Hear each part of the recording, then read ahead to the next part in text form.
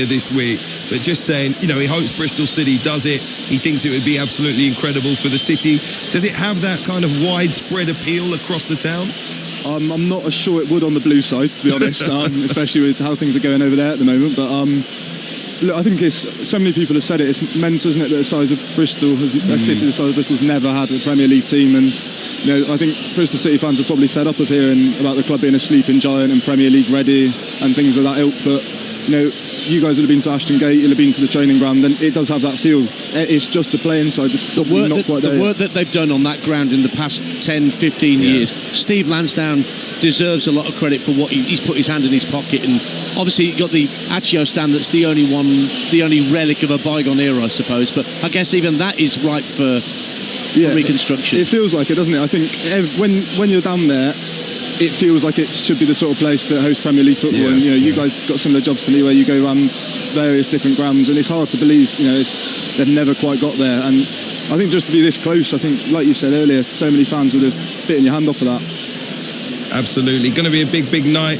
Do you think Bristol City can get the 3 points they need tonight? I think from what I've seen over the last 6-7 months, I hope so. I think it's going to be tough. I don't think anyone who's made the trip up today is expecting this to be easy, but this is the Championship, isn't it? I think you've got to expect the unexpected. Absolutely. Looking for a big performance from the Robins tonight. Dan Carter, a Bristol City reporter for Bristol Live. Really appreciate you being with us on TalkSport 2. Big game ahead. We'll have kickoff for you shortly, but a reminder that TalkSport 2 is your home of the EFL. Of course it is. Every Monday evening from 6 p.m. you can listen to EFL All Access. Every Thursday evening from 5 p.m. we've got the EFL Fan Network, a club dedicated podcasters discussing all of the big stories surrounding their team. If you miss either show, they're available as a podcast. You can listen back wherever you get your podcasts or on the TalkSport app. You're listening to the EFL Championship live on TalkSport 2 in McDonald's. Order McDelivery on the app. You'll get reward points. It's 18 plus at participating restaurants. Delivery fees and terms apply. See mcdonalds.com. Up next, finally, kickoff between Leeds and Bristol City. EFL Live on TalkSport 2 with McDonald's. Enjoy a tasty night in delivered to your door with McDelivery. 18 plus participating restaurants. Delivery fees and terms apply. See mcdonalds.com. Have you bought a vehicle on finance between 2008 and 2020? Then you could be owed thousands in compensation. mycarloanclaims.co.uk can check to see if your dealer earned hidden commission. For more information on our no-win, no-fee service, text DRIVE to 60777. That's DRIVE to 60777. mycarloanclaims.co.uk is a trading style of a lawco, an SRA-regulated law firm. The UEFA semi-finals are live on TNT Sports. I believe in miracles. Where time stands still. So much tension in the air. It can work for us or against us. It's hardly any time remaining. It only takes a second. It's astonishing. What are we seeing tonight? Expect greatness. The UEFA semi-finals from the 30th of April to the 8th of May. Stream TNT Sports on Discovery Plus or watch TNT Sports channels on EE, Sky and Virgin Media. Subscription required. Age 18 plus. T's and C's apply. At AJ Bell, we've made setting up your ISA easy. So easy, a baby could do it. Though babies can't invest. They certainly wouldn't have any use for our low-cost investment platform or the coordination to use it. Even though it's really, really easy. They also don't listen to radio ads. Unlike you clever sausage. Now, set yourself up with an ISA as a reward. You can even set one up for your baby. Open one in under 15 minutes and start investing today. AJ Bell. Feel good investing. The value of your investments can go down as well as up. On site, against the elements, where performance matters most. Trojan Workwear. Engineered to perform. Shop at arco.co.uk. Hello UK. At Benenden Health we offer access to affordable private healthcare. We like affordable. You'll love this then, Ros. You see, we're all about our members, not profit. What's the price, Angelo? It's less than £16 per person per month. Can anyone join? Yes, Sam. 870,000 people and thousands of businesses are already with us. So what are you waiting for? Search Benenden Health for affordable private healthcare. Wait periods apply, including for surgical treatment. Not all treatments covered. Other limits and exclusions apply. Visit benenden.co.uk. Fee review periodically. UK only. The PGA Tour. The CJ Cup. Byron Nelson. Live on TalkSport 2. Thursday night from 9:30. Of the world's golfing elite go head-to-head at the TCP Craig Ranch. Hear full swing by pitch by putt commentary of all the hole-in-one action direct from McKinney, Texas. See that drive? That was a hyperdrive. The PGA Tour, the CJ Cup, Byron Nelson. Thursday night from 9:30, live on TalkSport 2. I've got a great feeling about this putt. On Track, Tuesday afternoon from 2 on TalkSport 2. Keep ahead of all the action in the world of motorsports. He's shown that you don't need to win from pole position. Extended hard-revving roundups, in-depth racing analysis, and big-name interviews. If I'd gone 1.5 tenths slower, I would have been P10 on the grid. So it's so tight. TalkSport 2 rounds up the biggest stories and the latest racing rumors. Championship points are more vital than ever. On Track, Tuesday afternoon from 2 on TalkSport 2. The unstoppable force of live football. Brilliant goal! EFL Live on TalkSport 2. Tonight, Leeds United can take a big step towards the championship title with a win over Bristol City. If the visitors can take all 3 points, they will guarantee a spot in the end-of-season playoffs. Kick-off fast approaching at Ellen Road, so let's get the latest odds with William Hill. In the Zone on TalkSport 2 with William Hill. 18 plus, gambleaware.org. So for Leeds United to get the win, they need to move back to the top of the championship table. It is 4-11. Bristol City to win the game, a rather tempting 7-1 after the Leeds United celebrations of the past week. The draw is 7-2. There's a couple of price boosts as well. Nahki Wells to score at any time. He's got 3 in his last 6 starts. That's 4-1. And for Joel Peru to score the first goal, he got 4, did he, against Stoke last time out? He is 4-1 as well. Those are the latest odds with William Hill. It's 18 plus. BeGambleAware.org. In the Zone on TalkSport 2 with William Hill. 18 plus, gambleaware.org. Let's head back to Ellen Road to join the former England defender Mickey Graves alongside TalkSport's Ian Dante. Let's quickly look ahead to the final day of the season in the Championship and a big game live and exclusive on TalkSport 2. Coventry City taking on Middlesbrough. Faye Carruthers will be with you from the Hawthorns, but she'll be, of course, following every game on the final day of the season. Ian Dante will be there alongside former Scotland striker Chris Ualumo. But I have to ask you about the importance of this game, Mickey, for Middlesbrough in particular. Feels like pressure is growing on Michael Carrick. You almost feel like if they miss out on the top 6, I hate to be the bearer of bad news once again, but it's not intentional, I promise. Please, you said it, Hugh. I was thinking it, but I was going to let you off this time. But there might be big pressure on Michael Carrick if he can't reach the top 6. Do you think I'm right or wrong about that? No, Hugh, look, you've got to ask the questions. I'm just jesting with you, believe me. But it's okay. Look, there's been talk of Michael over the last couple of months, and I believe when he first walked through the door, he did a very good job, and the style of football they were playing, he was getting his plaudits, and he took them.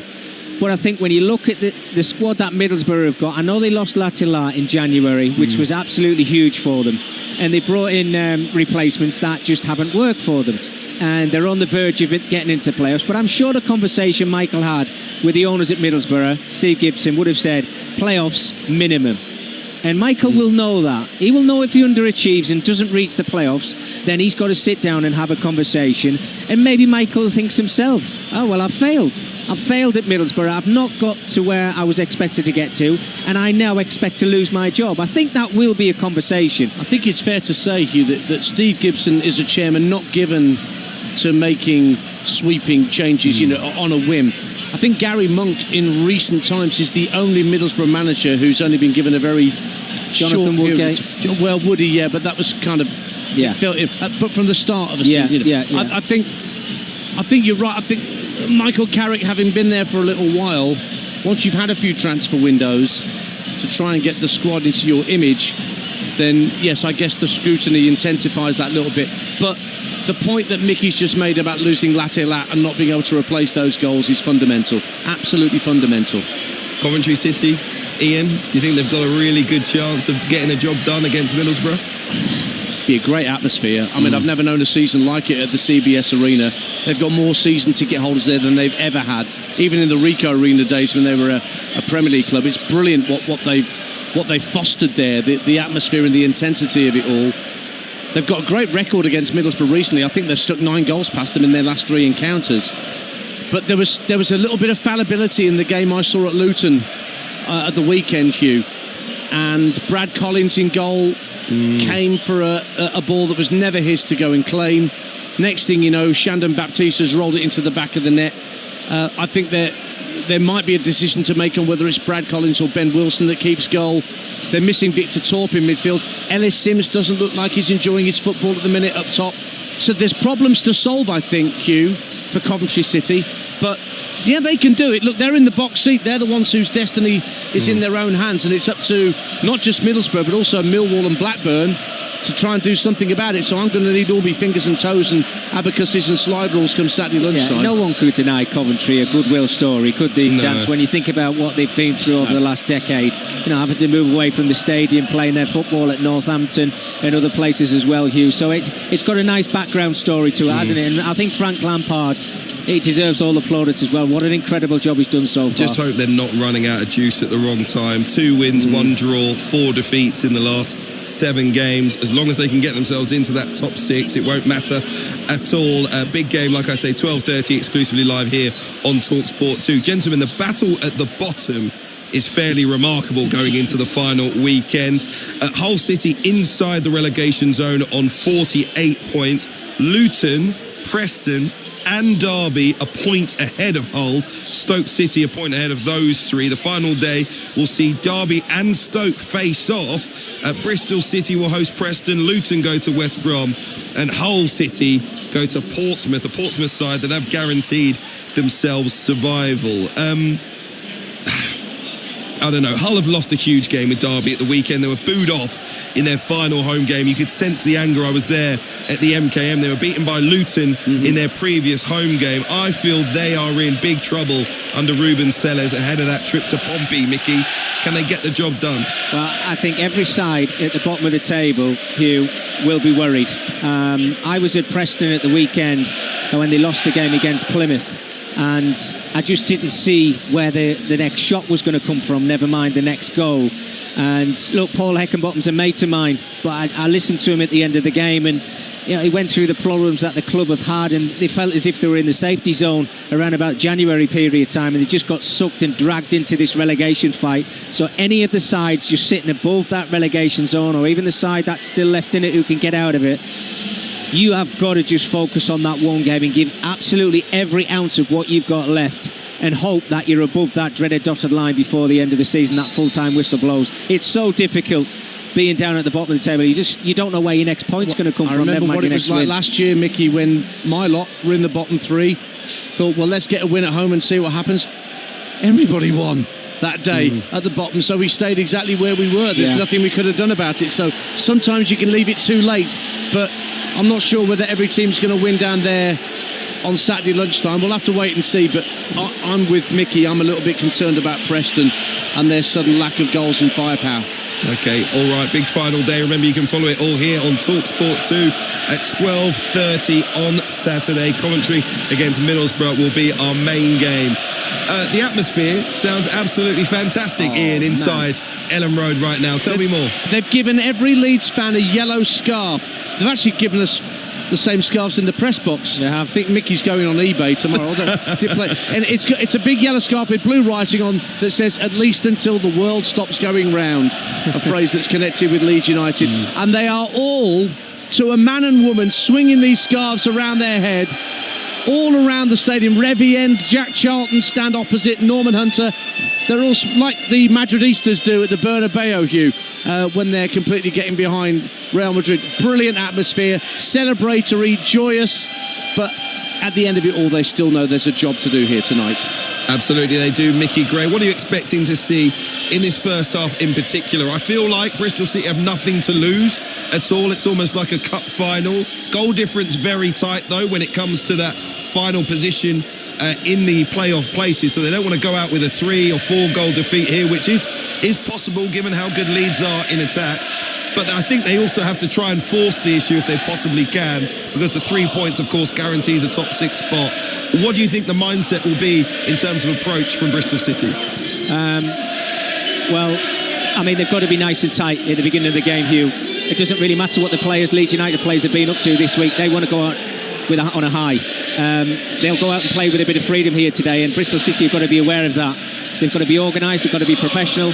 As you mentioned before, Earthy, Wells and Bird have got to get involved in the game as much as they possibly can. And McGuane and Knight just in behind them have got to do a huge job in midfield to try and nullify Tanaka and Gruev and even Aronson in that midfield area. So yeah, it's all about your individual battles. And just on the back of what you were talking about there now, about the flags and everything, one of the reasons I came here on loan dance was to walk out of that tunnel to listen to this, and it is so special here right now. You want to see the scenes, it's absolutely incredible.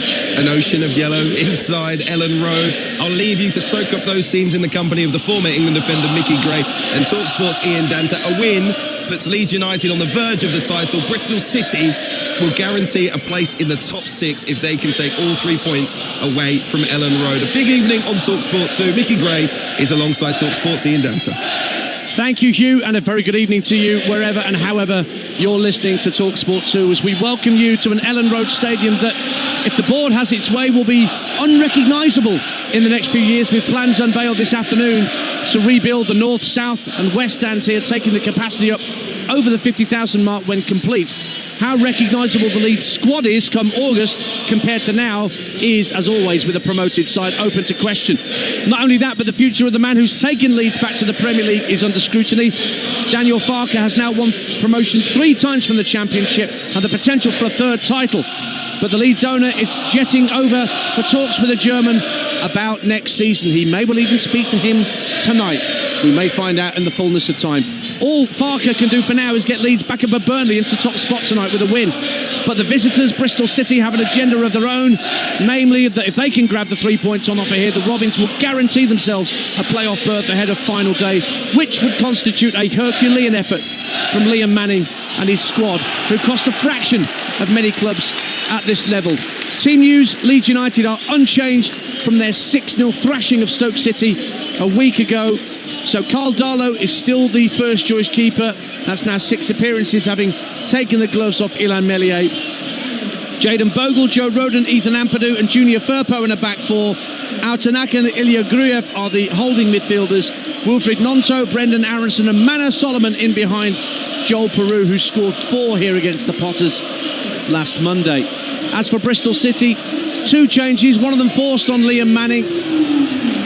And that change sees Cameron Pring drop out from the 3 centre-halves. His place goes to Hayden Roberts. And further forward, George Earthy, on loan from West Ham, is preferred to Anis Mehmeti.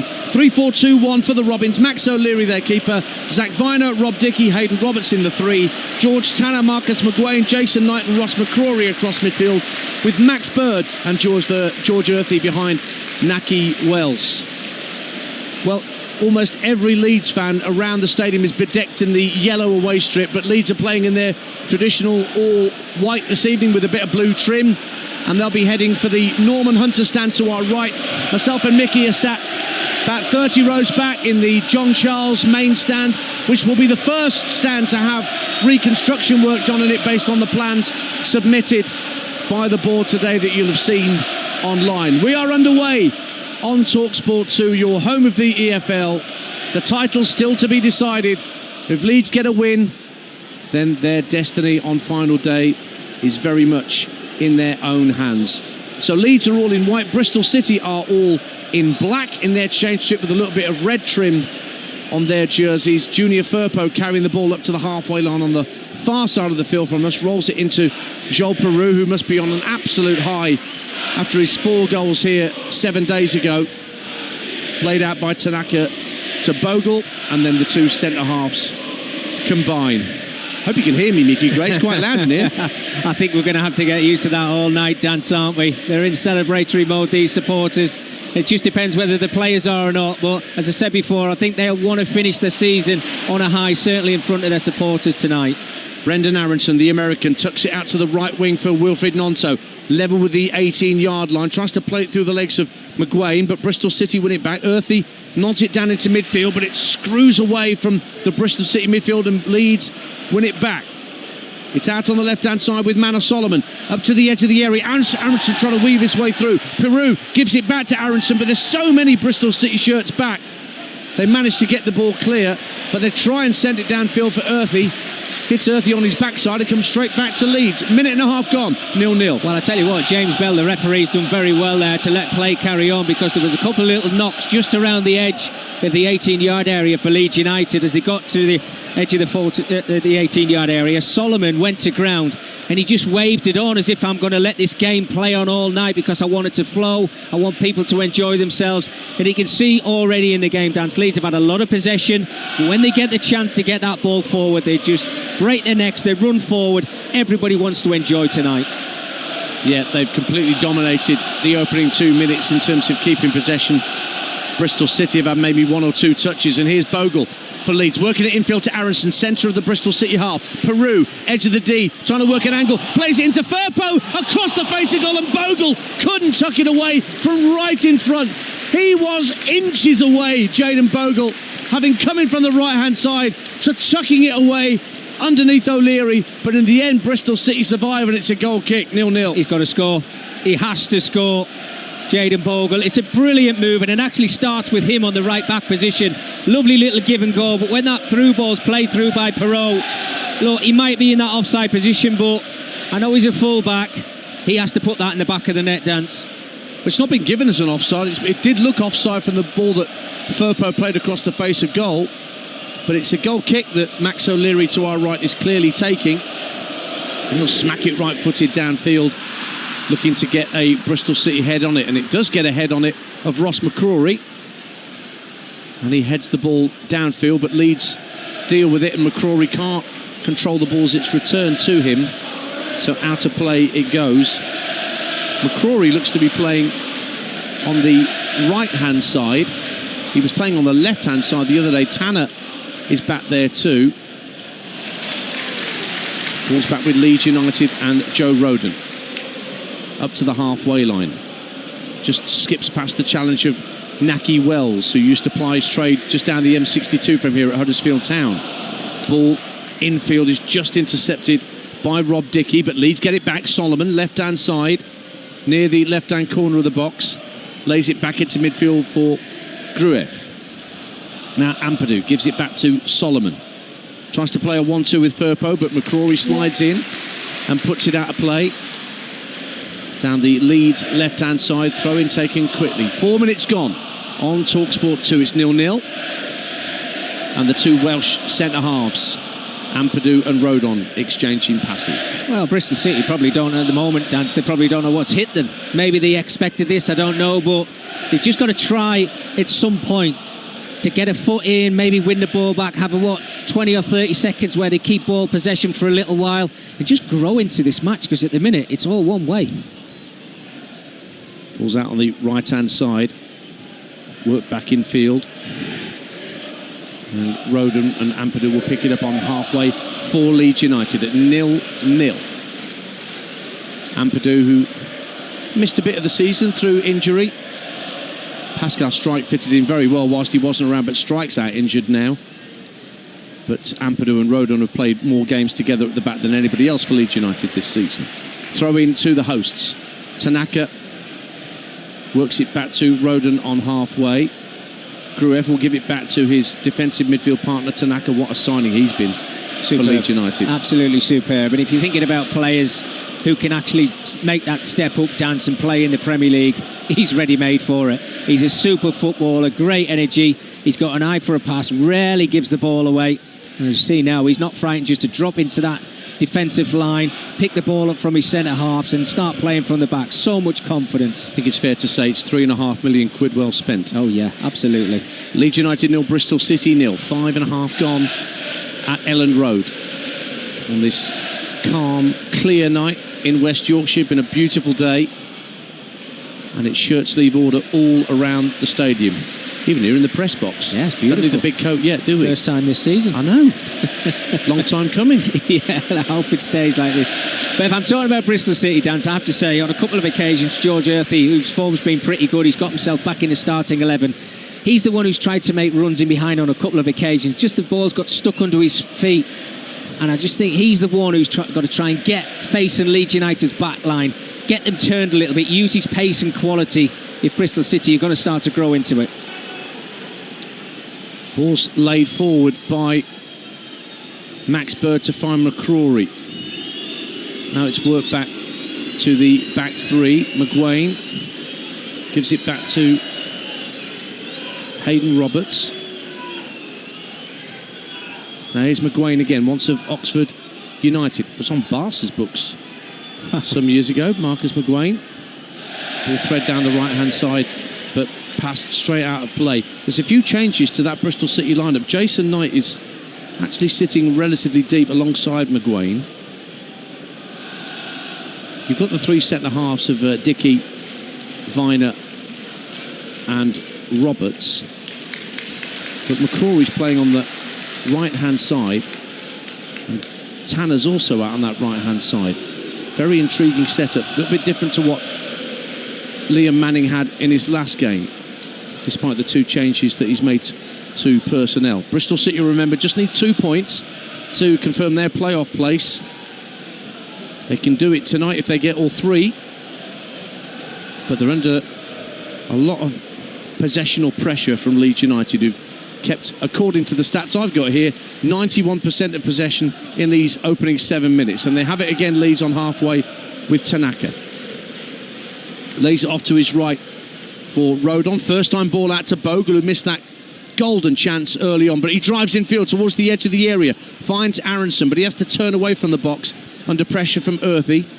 Now works it back to Rodon. Ampadu in the centre circle, everything in front of him, goes to his right back for Rodon, now plays it through for Nonto, who tried an instant ball round the corner for Aronson. It didn't quite come off, and Bristol City have it back. Earthy tucks it back to Dickey inside his own 18-yard box, and now Knight finds Hayden Roberts on this left-hand side, but Roberts can't get away from the challenge on this near side, so Bristol City have a throw on this near side. 8.5 minutes gone on TalkSport 2. It's 0-0. Here's Mickey Gray. Yeah, well, I mean, Bristol City can't live with the movement. The Leeds United at the moment, the little give and goes around the corner from Nonto into Aronson nearly came off. If it did, it would have been absolutely outstanding. But I'm just looking at that Bristol City setup there, Dante, as well. You're right. Hayden Roberts is kind of coming over as a kind of left-back centre-half, if you like, when they're out of possession. But when they do get the ball, he's the one who's got to try and get forward. Aronson for Leeds United finds Solomon just inside the area, left-hand side. Goes for goal, pushed away by O'Leary, right in front of Nonto, who was ready to pick up the bits and pieces. But O'Leary did well to get it out of harm's way. 0-0. He did. And I think Nonto's probably made his run a little bit too early, because if he stalls himself and holds on a little bit, he gets a deflection and a little tap-in from 2 yards out. But great wing play against Solomon. Looks lively over on that left-hand side. So easy for him just to get a half a yard. Didn't quite get enough pace behind the shot. It was an easy save for O'Leary, but I think the goalkeeper has to do better with it. He's got to parry it, further away from his goal. But it stays goalless on TalkSport 2. George Tanner's playing as the right-sided of the 3 Bristol City centre-halves with Dickey and Roberts. We start with Dickey and Viner, and then Roberts and McCrory are the left and right wing-backs. And last time out against Luton, Tanner was right wing-back, McCrory was left wing-back. So they're all-purpose, these Bristol City players, for Liam Manning. Now here's Junior Firpo, working the ball infield, looking for Aronson. He'll actually ricochet for Nonto, then poke through back for Nonto by Peru, right-hand corner of the penalty area, plays it deep to the far post, but that's too much club on that from Wilfred Nonto, and that's going to drift behind for a Bristol City goal kick away to our right-hand side at the Norman Hunter end. 0-0. Yeah, taking nothing away from Nonto here, but I'm just wondering if that was Dan James with a little bit of extra pace there, Dance. The first touch, I think, would have been a little bit more direct towards that penalty area, and he would have been able to get his shot away. Nonto's first touch was a little bit poor, and he tried to make up for it with a whip cross, but he got it completely wrong, didn't he? But you can see he's looking lively, he's wanting to get on the ball. Naki Wells heads it downfield, but out comes Carl Darlow to collect, given the gloves after one too many moments that Ilan Meslier would rather forget in Leeds United goal this season. And Carl Darlow, vastly experienced former Newcastle keeper, has the ball at his feet now. Certainly a position, isn't it, Dance, that they have to look at in the summer. We talked about recruitment at Leeds United. I think priority has probably got to be a striker first and foremost. I know Piro's got goals this season, but another striker, but without a doubt, another goalkeeper. Lovely touch in field from Nonto from this right-hand side, and he's going to be released down the right again by Aronson. McGuane trying to stay with him. Right-hand corner of the box, Brendan Aronson gives it back to Nonto, down the right-hand side of the box. He gives it back to Aronson again, tucks it down the right side of the area. Bogle tries to turn it across the face of goal first time. It's cleared out as far as Nonto, makes room for a shot, but the ball bobbles just as he struck it left-footed. And that went into row Z of the Norman Hunter stand. Goal kick against Bristol City, who are under intense Leeds United pressure, but it stays goalless on TalkSport 2. Well, Liam Manning knows now that Leeds United are here and they're here to win. They're not here just to make the numbers up. It's been so difficult for the away side, Bristol City. And I think it's the two wide players, Solomon and Nonto, who've got on the ball quite a lot. Just Nonto hasn't got that little bit of quality in the final third. Just as yet, I'm sure he will improve. Ball downfield from Bristol City. Actually will break in the centre circle, and Wells picks it up now for the Robins. Tries to clip it out to the left-hand side to Earthy, but it's tidied up by Roden and back to Darlow. Now Firpo under pressure from McCrory. Gives it back to Ampadu. Slightly ricocheted clearance. But now it's worked down the left-hand side for Gruev, who's ahead of his midfielder and moving into the Bristol City half. Finds Nonto at the edge of the area just to the right of centre. Nonto gets the ball onto his right, but strikes it against Roberts, and it goes out of play. And it's actually come off Nonto last of all. That's been given as a goal kick, and the counter-attack comes to nothing. Very good evening to you if you're listening to us on the TalkSport app. That's had a bit of a makeover, unlike me and Mickey, who would never like to get a glow up. Well, talk about yourself, Dan. Well, I know. I've had plenty there. If you get the app downloaded from your app store now, you can watch top video content now on our app, as well as the live shows that you can hear and podcasts. And you can listen again to shows you may have missed. Plus, you can check the live games tab to see what we've got coming up for you across our network with the Premier League, the Champions League, Europa League, playoffs, and more. And as Hugh mentioned, our next championship action after tonight is the final day, Saturday lunchtime. I'll be at the Coventry Building Society Arena for Coventry against Middlesbrough. One of those teams should be in the playoffs. You would think so, wouldn't you, Dan? But it's so tense, it's so tight. There's going to be nerves jangling until you get that little settler of getting yourself in front in a game where you can just calm yourself down a little bit. But that's why managers and coaches... Well, I'm going to wear the fingerless gloves and the open-toed sandals, so I've got enough digits so I can count up what's going on at the top and the bottom, because there's relegation issues to sort out as well. It's all about the title here tonight for Leeds United. A win would take them back to the summit of the Championship, above Burnley on the massive goal difference they've got over the Clarets. They are easily the highest scorers in the Championship, Leeds United. 89. The next best was Norwich with 67. Now here's Jayden Bogle for Leeds United. Has the ball laid off to him on the halfway line. Nonto have to run back to the halfway line under pressure from Roberts. Finds Roden. And Bristol City have probably settled Mickey Gray in the last 2 or 3 minutes. Quarter now gone 0-0. Yeah, they have. They've started getting up the pitch a little bit higher, haven't they? I think the hold-up play from Naki Wells has got to be a little bit better than it has. But you're right, they're growing in confidence. Now Solomon releases Peru inside the area. Gives it back to Solomon! Offside flag goes up. It won't count. They were ready to celebrate and then some. And Ellen Roder's Manor Solomon tucked it away, but the flag had long since gone up on this near side. And suddenly the corks have to go back in the champagne. It's 0-0. Yeah. I just had a little look out my right eye, Dan. I seen the flag go up because, again, the movement was fantastic. Pirro's done really well. His first touch to get him away from his marker. But that little pass across to Solomon is on a path for him. And he's just got to slot the ball into the back of the net. I think it is the right call. He is in an offside position. But this back line of Bristol City, I still can't work it out. Is it 3? Is it 5? Because they're shuffling across left and right. They've just got to try and pick up the man and stay in a position, because at the moment they're all over the place. McGuane loses possession just over the halfway line. Here come Leeds again at 0-0 with Tanaka. Good quick feet from him. Works it across to the inside left channel. Solomon driving up to the edge of the area. Looks for Firpo left-hand side of the box. But that was a vital interception from George Tanner to win it back for Bristol City. And now they bring it away with Hayden Roberts down this left-hand side, just in front of the technical areas down beneath us. And Roberts wins a throw off a combination of Bogle and Nonto, who are trying to pick his pocket. He's got nowhere to go. That's the problem he's got. Hayden Roberts down this left-hand side. He gets to the byline and he's looking up. Where's my striker? Where's Naki Wells? Where's George Earthy? Where's Max Bird? Well, they're behind him.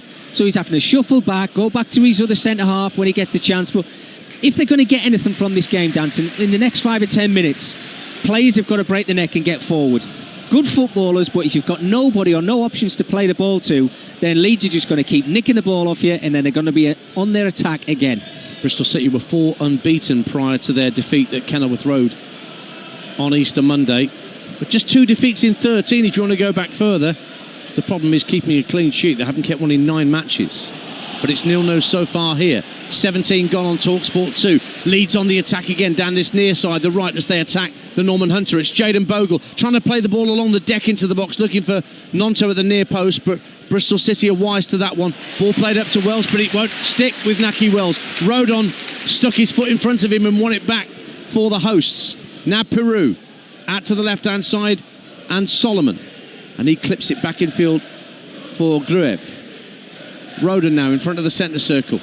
Switches play from left to right once again, but Bogle not going to try and go on the outside of Earthy on this occasion.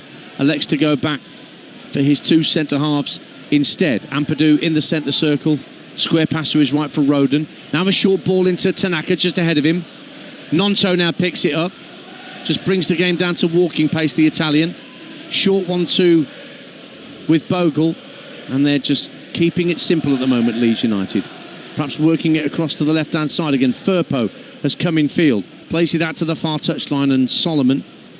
There's an argument to say securing Manor Solomon on a permanent deal should be a good order of business for Leeds United. He's got the talent, hasn't he, Dance? Look, this move that Leeds United are having right now, I'll just stop because they're nearly in the 18-yard area. They are. It's Aronson, right-hand side. Just turns away from the penalty area for a moment. Bogle goes on the overlap, but he doesn't use him. Instead, he finds Tanaka. Tanaka now darting down the right-hand side of the area. Then he'll lay it off to Bogle.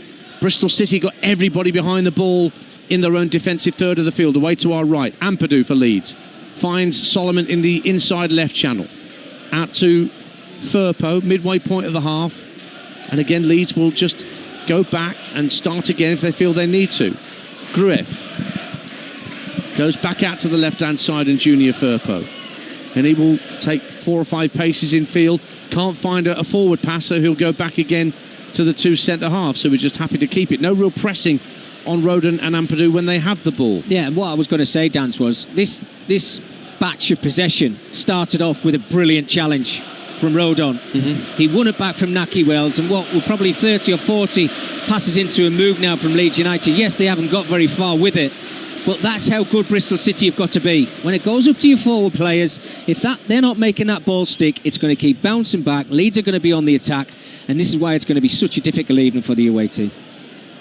You're listening to Leeds United 0, Bristol City 0 on TalkSport 2, your home with the EFL. We've played nearly 20 minutes at Ellen Road. Strong header down from Firpo to find Solomon. Solomon threads it up to the edge of the area. Peru lays it off to Aronson. Aronson takes the drive, and it's blocked by the legs of O'Leary, and behind for a corner kick. Leeds first of the game at the Norman Hunter end, 0-0. I think we've just nearly seen goal of the season. Because I talked about those passes from Leeds United. It must have got up to at least 40 to 45 passes. A brilliant header from Firpo to keep it going. But when they work it down that left-hand side, you get your shots away. Aronson on this occasion tries to keep it low, but absolutely fantastic.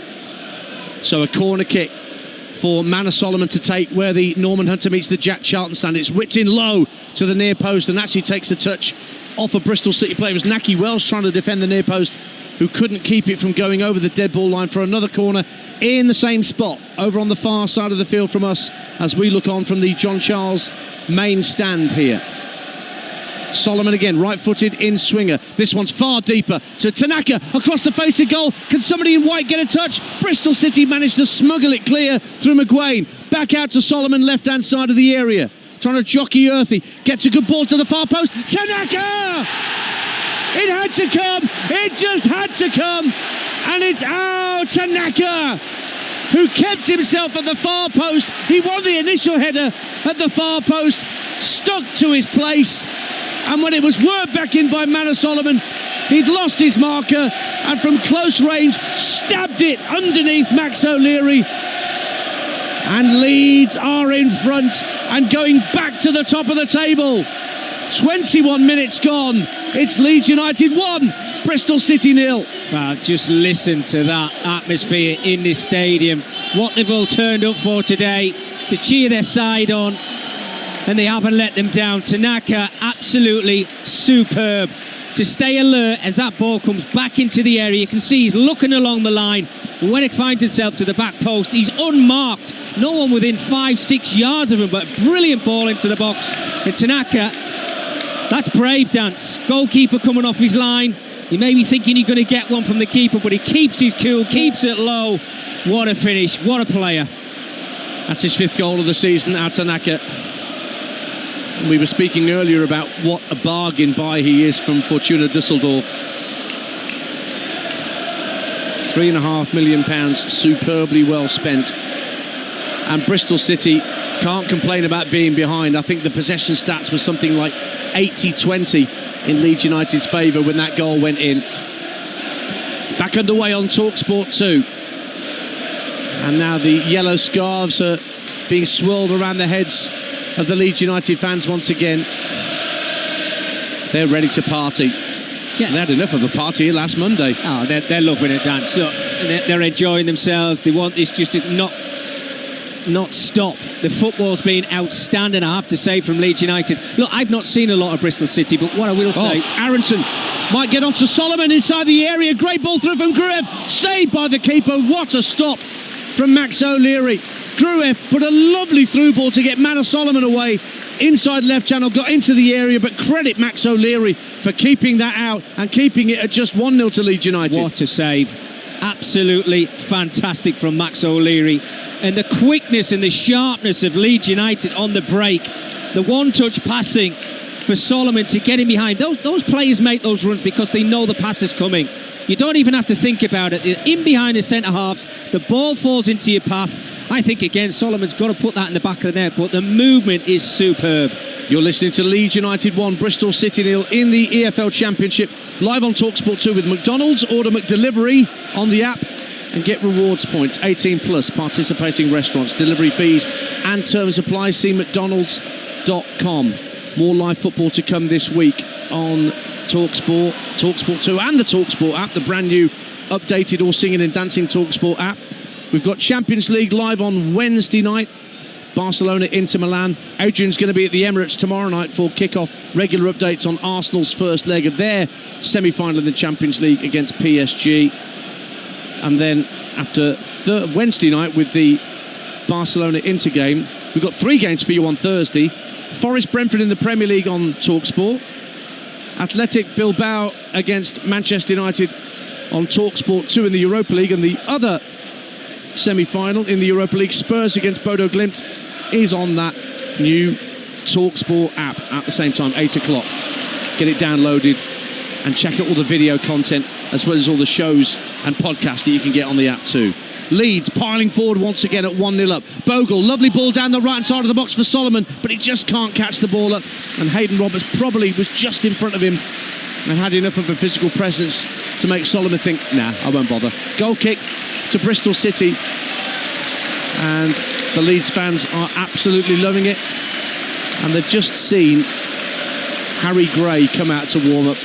Archie Gray's younger brother, another of the Gray footballing dynasty, who got his debut here against Stoke for a few minutes a week ago. Let's hope we get to see a little bit more of him tonight as well, Dance, because I've heard a lot about him. Big shoes to fill, I'm sure, but he's a young man. But I've heard that he's actually better than his brother. Well, only time will tell with that. We know how well Archie's done since he got his move to Tottenham, but so if he's part of that family and he's as good as any of them, he's going to have a great career. So I can't wait to see him in the flesh. And Archie's played in about 17 different positions for Tottenham, yeah, hasn't he, since he's been there? He has. Do you know, Dan, it's very hard to get a couple of seconds here to talk about Bristol City, but I can see why they have problems away from home. Solomon down by the corner flag. We'll get more on that in a moment, but Solomon's trying to get past McCrory, fires it into the area. Heavy touch from Aronson. It almost broke for Peru, 8 yards out, but again there was just a desperate toe-end clearance from Bristol City to get it downfield. 1-0 Leeds. Yeah, they're panicking all the time, and that's what it is with Bristol. that back line is either a 3 or a 5. At the moment, it's a 5 because they can't get out of their own half. When they do, they've got no bodies in the opposition's half to maybe cause Leeds United any threats. And you see the gaps and the spaces between the back line, the midfield, the two midfielders, the forward players. It's really, really poor. They've got to stay tight and knitted and really hard to break down. At the moment, they're nervy and they're all over the place. It's former Leeds United legend. I can call you that, can't I? Mickey Gray. No, all right. It's very deprecating of you. Leeds coming down the left-hand side with Solomon. Wins a corner off George Tanner. 27 minutes gone on TalkSport 2, and Leeds are not resting at the 1-0 advantage they have. Yeah, now look, they want to try and add to the 6-0 that they had against Stoke City. And the way that they've started this game, there's no reason why they can't do it. You think if they get the second and the third, the floodgates could actually come open, because the atmosphere has just given them an extra 10 or 15% that they need. And whatever they have been drinking through the week, I wouldn't mind some of it. Solomon with this latest corner, drilled into the far post, headed up in the air by Dickey, drops at the edge of the box. McGuane can't get it further clear. Nonto trying to protect the ball inside the D. He's finally gone to ground, but there's Tanaka, the goal scorer, to tigerishly win it back. Aronson picks it up, right-hand side. McGuane has stayed down and is stumping the turf in frustration, and the referee, James Bell, has brought proceedings to a temporary halt so that McGuane can get some treatment. So Mickey Gray can talk to us more about why it is what you spotted from Bristol City that makes you think, well, this is why they're so poor on the road. Yeah, well, look, we're still trying to work out ourselves whether it's 3 at the back or whether it's 5 at the back. But when they get the ball into that midfield area, they've got to get on the half turn a little bit quicker. Max Bird and George Earthy have got to make the pitch as big as they possibly can. Make it wide, make it difficult for Leeds to defend against them. But if you do lose the ball, which they have done on a few occasions in this game, get yourself back into a tight-knit position. Surround that centre circle and make Leeds go on the outside of you. Make it hard for them to get it wide. It's too easy for them at the moment. They're poking the legs out trying to win the ball back. I want to see another 5-10%. Someone who wants to go and be the game changer for Bristol City. But winning and losing football matches is keeping clean sheets. They found that really difficult. But when you're in the opposition's final third, get those 3 players around the edge of that 18-yard box and get balls into the box. And Naki Wells will make the runs all day long for you. But when the ball's not coming, he's going to stop, he's going to come short. And that's why it's been really hard for them. Leeds United 1, Bristol City 0. An impromptu drinks break here whilst Marcus McGuane got some treatment. He's back on his feet and on this near touchline. So there's been a temporary break in play. Gives me a chance to remind you that TalkSport Breakfast is back in the morning with Ali McCoist and Andy Townsend in tow. And Lee Dixon will be joining the chaps to preview Arsenal's semi-final first leg against PSG at the Emirates. And Stephen Bunting's going to be on as well, big Liverpool fan as well as a PDC darts player. It must be made up, as they would say. In fact, Luke Humphreys is here tonight. He just walked past us before the game started, the world #1 at darts. And don't forget, our Premier League darts coverage continues on Thursday night on the TalkSport Darts YouTube channel as we count down towards finals night at the end of May at the O2. So much live sport across the network, including our new improved app. So we're back underway. Leeds 1-up, approaching the half hour. Tanaka, the goal scorer, just lays the ball off down the right-hand side for Bogle. McGuane's waiting to come back on, so a temporary advantage for Leeds. And Bogle tries to get down the right-hand side of the area. Great challenge from George Earthy. He thinks that's a goal kick, but the assistant on this near side has given a corner to Leeds United, their first of the evening from where the Norman Hunter meets the main stand that we're sat in. 1-0 Leeds. Yeah, he's got a bit of a case there, George Earthy. Just a little nick right at the very end of it, but give him a lot of credit there. Stuck with his marker, kept his eyes on him, got that little ditch challenge in at the end. That's what they need to do, these wide players for Bristol. They've got to work ever so hard. Corner kick from Grueff, sent into the near post, punched away out to Solomon, edge of the area, drives it goalwards, and Dickey just had to throw his head at it and try and deflect it away from goal, which he did, and has conceded another corner for Leeds United. 1-0, they still lead. See, look, Solomon, how can he have that much space at the edge of the area? That's really worrying. You've got to break your neck and get out there and make it really difficult for him to get his shot in. Brilliant defending from Rob Dickey, but he shouldn't have to do that. So Solomon with another corner on the far side of the field, right-footed in swinger at pace into the near post, comfortably headed clear by Wells, but there's nobody in a black Bristol City shirt to pick up the loose ball, and it's back with Carl Darlow. shoot is that he's not being booed. I should make that quite clear. I think the Leeds fans are jokingly saying have a go for goal from where you are, midway point of his own half. You scored yesterday, didn't you, in your charity game? I don't like to mention it, Dan, but you know. It was a rasper, fully 15 yards out. I tell you what, I'm feeling it today. I saw it when you walked in. Poor lad. I'm surprised he's not doing this commentary from an iron lung. Leeds United win the ball back at the edge of the area. Solomon was trying to tee it up for Peru inside the box. Bristol City get it clear. Earthy, good touch from him just shy of the halfway line. Trying to pirouette away from Bogle. Then he's fouled by Tanaka, and Bristol City have a free kick. Is that the first free kick they've won? Just shy of the halfway line. 1-0 Leeds. Yeah, and again, it's George Earthy. You know, his first touch is very good. He holds it up really well, but he's having a look over his left and right shoulder and go, all right, well, where's my teammates? I've got nobody to play it to unless I go back to my centre-halves. And that is their issue. I don't know how well they've been doing at home, but you think about 22 points away from home, Dance, and where they find themselves. They could have been a lot higher in the table, Bristol City. They've got to try and mix it up a little bit away from home. Now, Naki Wells trying to get in behind Roden as he's played forward. Wells into the area. Roden's got back level with him, and he's forced Wells outside the area, and then Wells treads on the ball. Roden picks up the loose ball, and the chance is gone. When it looked for a moment, Mickey Gray, as though Wells had just got half a yard on the Welshman getting into the area. Well, there you go. A little ball around the corner, fantastic pass around the corner. Naki Wells in a foot race alongside Joe Rodon. He's got the beating of him. So keep doing it. Yes, OK, he's fell over the ball and nothing's came of that. But that's how you stretch a pitch. That's what centre forwards need to do. If you've got the pace, you use it. Encouragement for Bristol City, but they're 1-0 down and still being pressurised by the hosts, who have it again with Nonto, midway point of the Bristol City half. But the ball in field was half cleared by the visitors, but it's come back to Tanaka. Tanaka out to Bogle, right-hand side, puts a cross in from deep, looking for Peru. Rob Dickey heads it down, a little cushion header. And then Hayden Roberts coming out to this near touchline, under pressure from Nonto, can only clear the ball straight out of play for a Leeds United throw. Kind of a story of the first half, Dance, isn't it? When you see Bristol City with the ball at the back, you know, their heads down, they're looking at grass, they've got nowhere to play the ball to, they're just clearing the lines, and that needs to change, whether they go to a 4 in the second half or whatever they do, but he's got to change it up, Lee Manning. Goes out to Peru. Patrick Bamford just winding up the Revy end away to our left-hand side. The lesser spotted Patrick Bamford this season at least.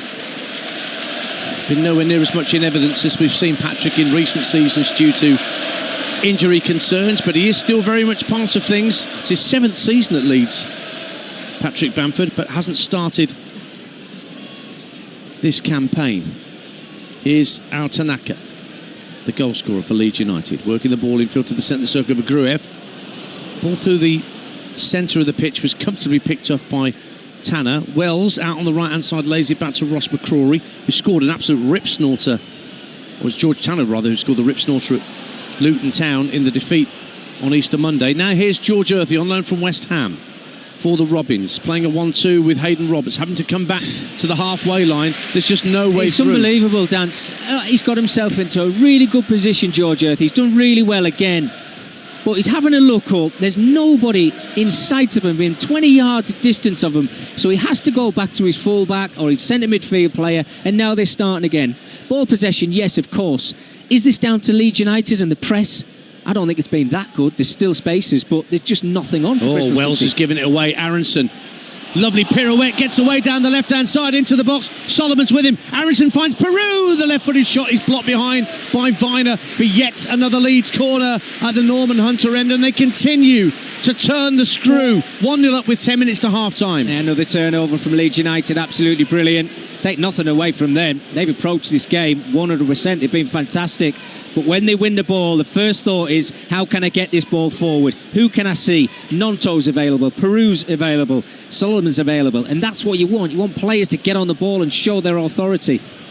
Solomon again will take the corner kick where the Norman Hunter stand meets the Jack Charlton stand. Again, it's deep to the far post. Look at Tanaka, heads it into the side netting. Again, he was free at the far post, as he was from the corner that led to the opening goal.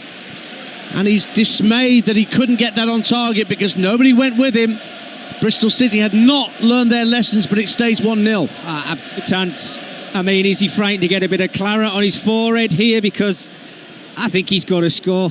I really do. He's been brilliant in the game so far, Tanaka, but if he's a little bit braver there, what, is it half a yard away out? He's just got to nod it towards goal. Yes, it's brave, but I think he's got to get his head on that and aim it towards goal.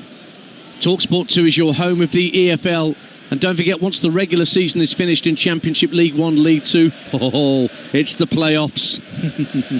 All the games, the first and second legs of the semi-finals and the 3 Wembley showpieces on Bank Holiday weekend at the end of May, live and exclusive across the TalkSport network. No other radio station will bring you every single playoff game. That's what we're here for, because we love the EFL.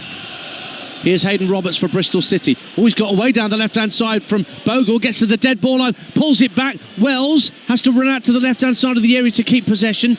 Gives it to George Earthy, just turns away from Nonto. Into the box once again. Earthy lays it back to the left-hand corner of the area and McGuane tosses it up to the far post. He was looking for McCrory, but McCrory was caught on his heels, didn't make the run, and the ball drifts behind for a Leeds United goal kick. 1-0 Leeds lead. Well, it's a good move, isn't it? They get a lot of bodies in the box. There's 4 players waiting in there. I know the last ball into the box from McGuane isn't the best. You're looking at 2 Bristol City players standing on the back stick there. Can someone make that run towards the near post, so he's got options of either whipping it towards the near post or the far stick? On this occasion, yeah, it's a bit floaty, but they're getting into better areas because they're now advanced a little bit more. It's those 2 older midfield players for me, Dance, Knight and McGuane. They've got to break away from the centre halves. They're doing their job. You do your job in the opposition's half. Get yourself back into the game.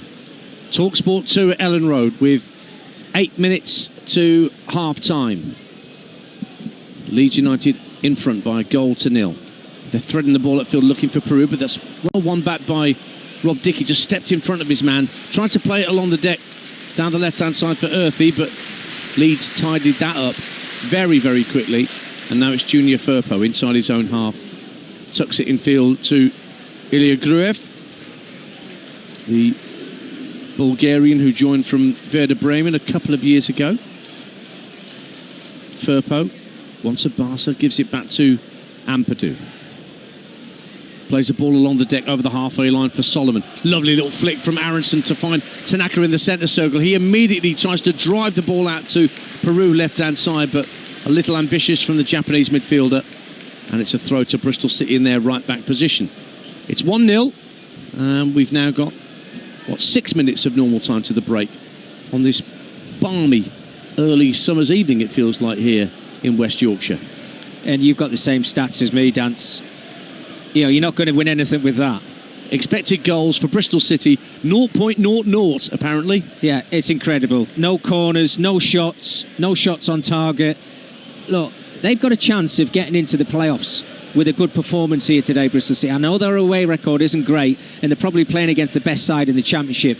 But ask some questions at least. You know, somebody take a risk. Liam Manning's got to be absolutely tearing his hair out. Well, he's standing at the edge of his technical area, looking on as Leeds win it back. Down the left-hand side it goes, and Owen Aronson looked for Solomon, but he just couldn't sort his feet out, Manor Solomon. And so George Tanner will have another throw-in for Bristol City. They've got options on the bench to do things differently. Sinclair Armstrong, who they signed from Queen's Park Rangers, is a much more physical, direct header of the ball, and somebody who could probably hold it up in the way that you were talking about earlier, Mickey. Yeah, they need to do something because at the moment this game's just passing them by, and they're going into that final day of the season against Preston, and they're going to have to win that football match, you would think, to get into the playoffs. Look, no one's saying it's been a bad season for Bristol City.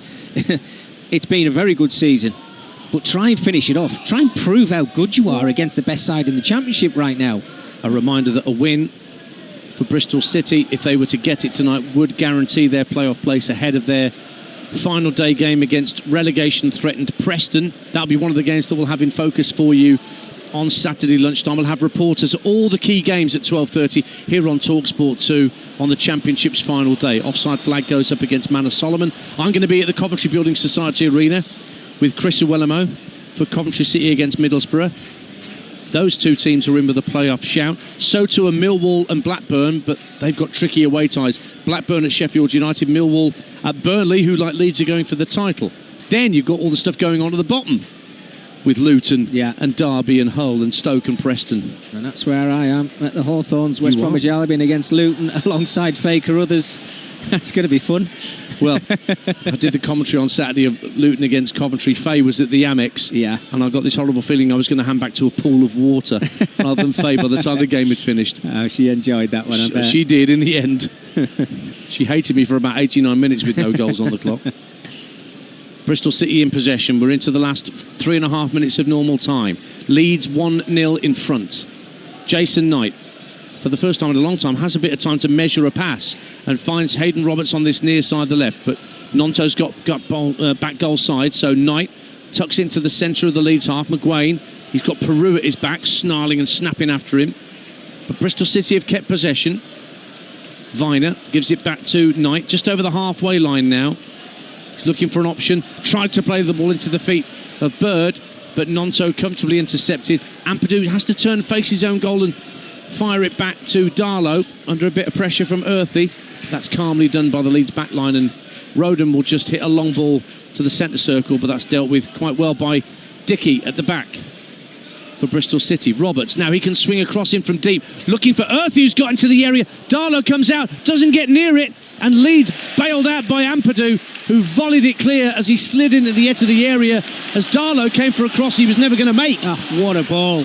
Absolutely brilliant for Roberts over on this left-hand side. And Earthy just has to be a bit braver. Now Aronson down the right-hand side of the box for Leeds. Into Peru at the near post. He goes down under pressure from Dickey. Half-hearted claims for a penalty.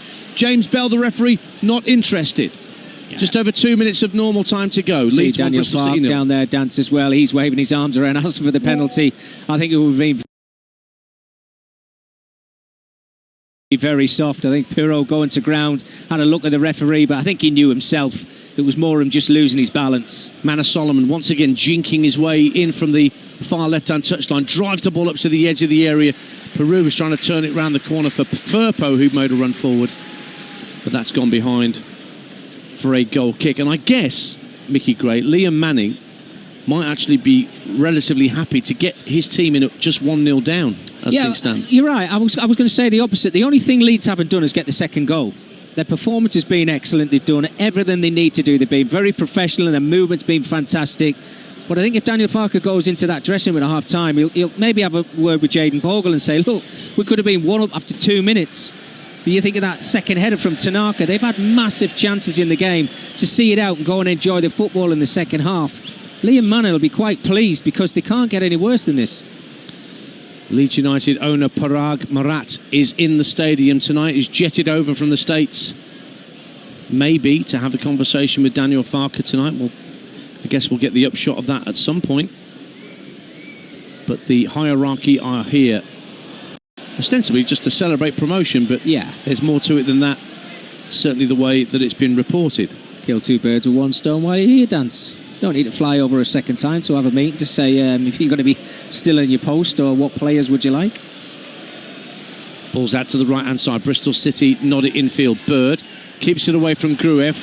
Went to ground cheaply, trying to win a free kick, and the referee saw no free kick there. Now Leeds have tried to release Nonto down this near side, the right, holds it up just level with the 18-yard line.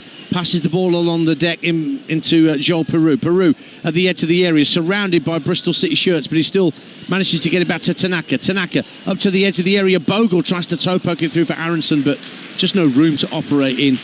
Just inside the 18-yard line, and the ball's back in the arms of Max O'Leary as the board goes up to indicate 2 minutes of minimum stoppage time at the end of this first half on TalkSport 2, your home of the EFL. Leeds United 1, Bristol City 0. It remains.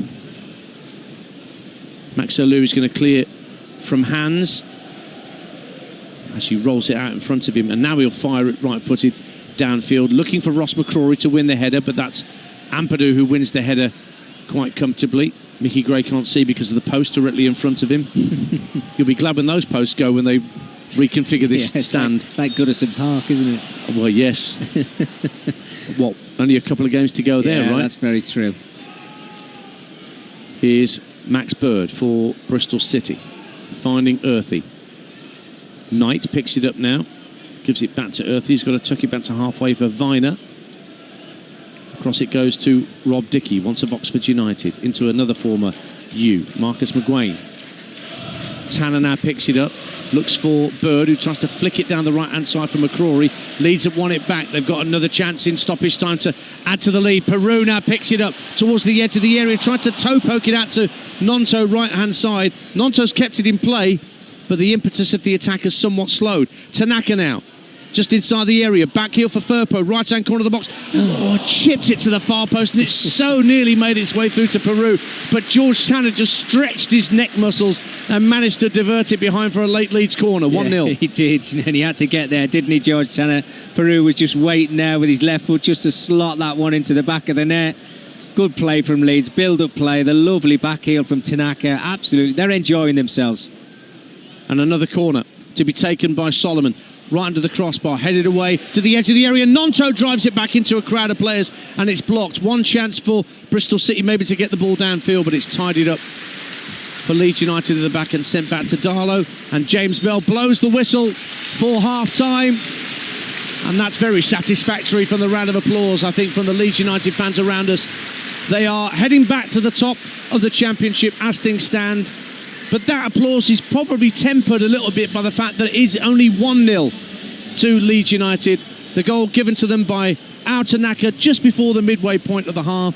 He'd won a header at the far post from a corner, stayed there as the ball was then recycled into the box by Solomon, and Tanaka at the far post tucks it away underneath Max O'Leary.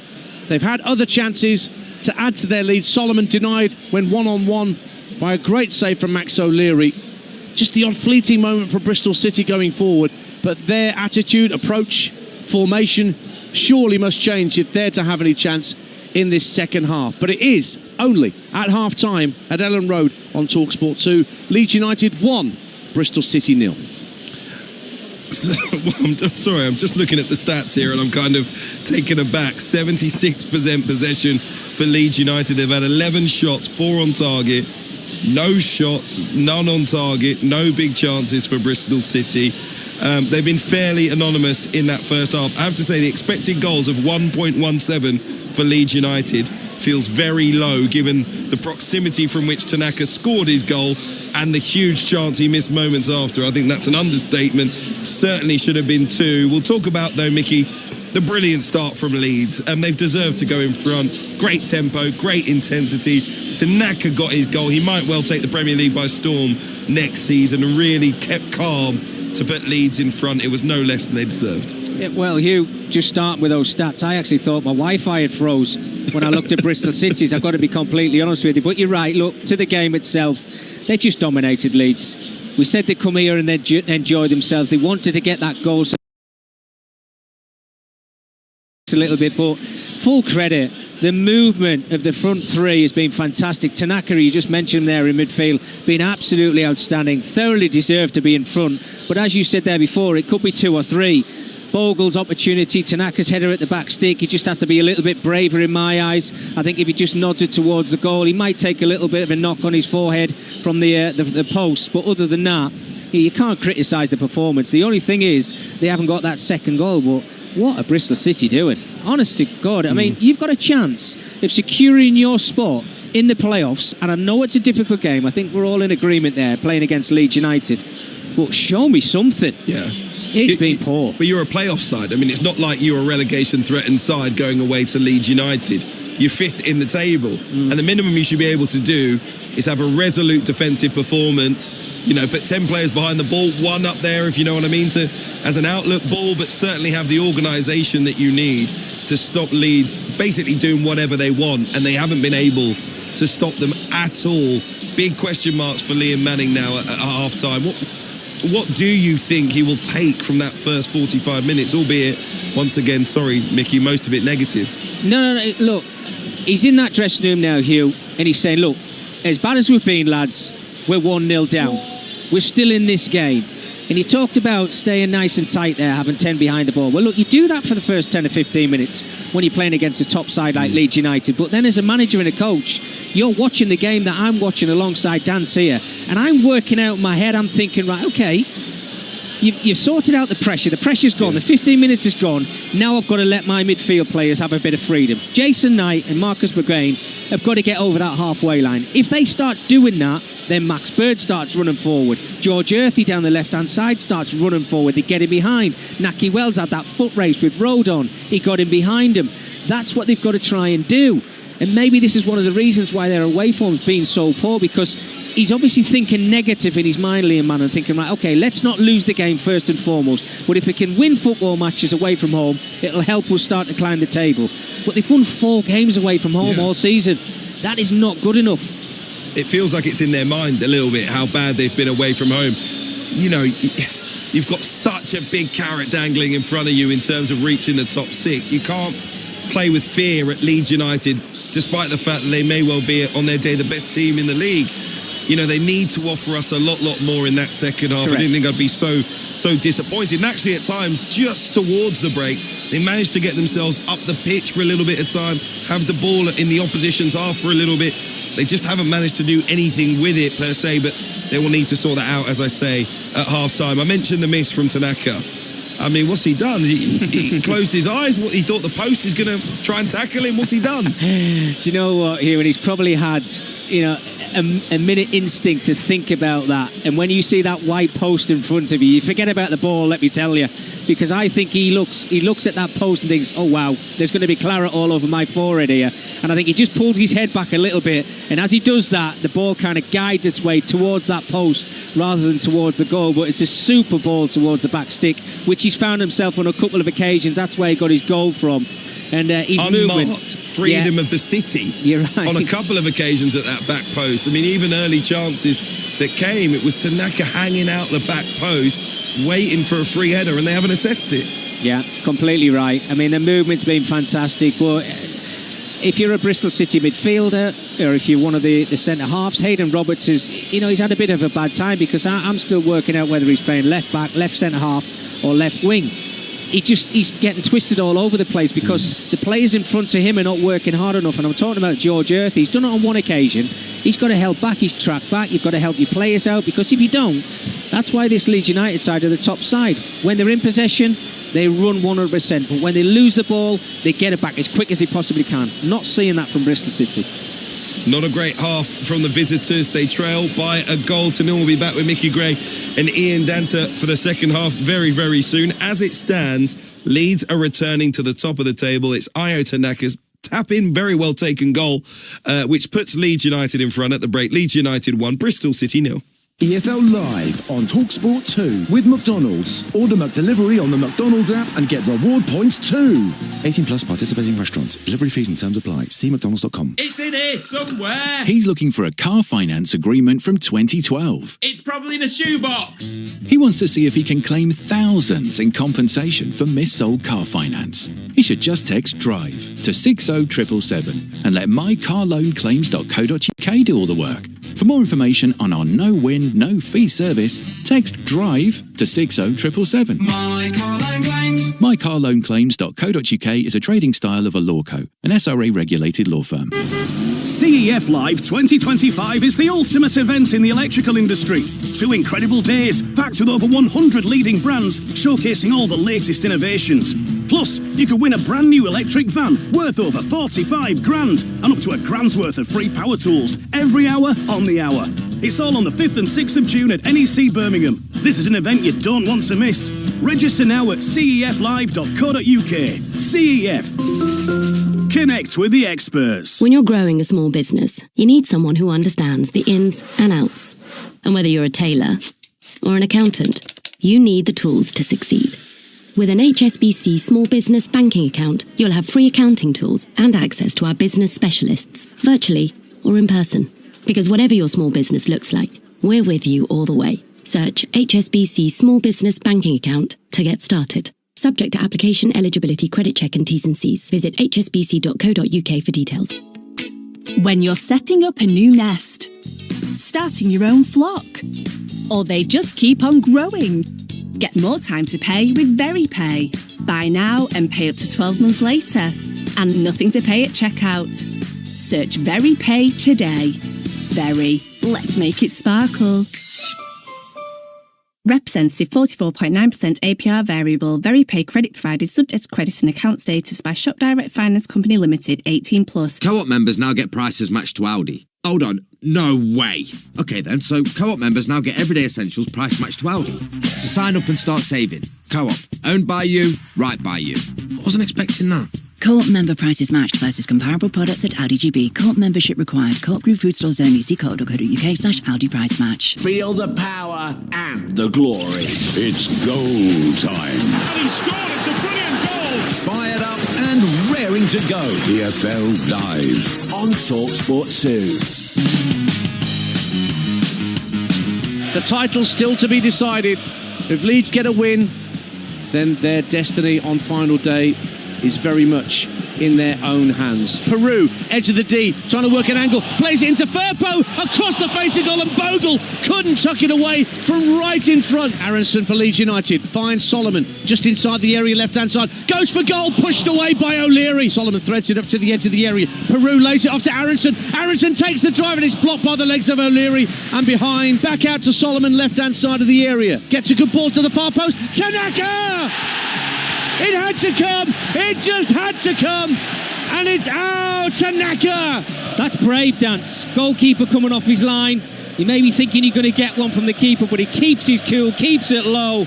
What a finish. What a player. Aronson might get onto Solomon inside the area. Great ball through from Gruev. Saved by the keeper. What a stop from Max O'Leary. Absolutely fantastic from Max O'Leary. But it is only at half-time at Ellen Road on TalkSport 2. Leeds United 1, Bristol City 0.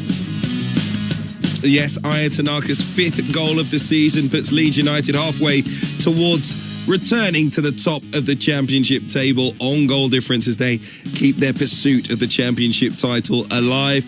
A victory tonight, if they can come from behind, will put Bristol City guaranteed into the playoffs. But so far, they haven't played like a side who have anything to play for in terms of their first 45 minutes performance.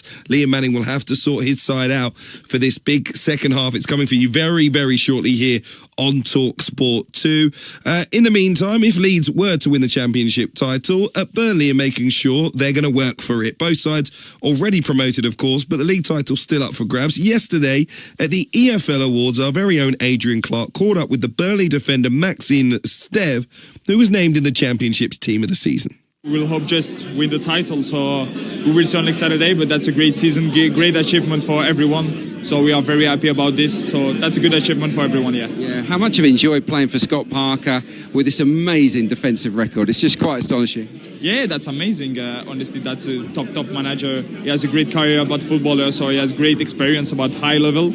So that's amazing. We are 97 point now, so that's a great achievement. Yeah, also.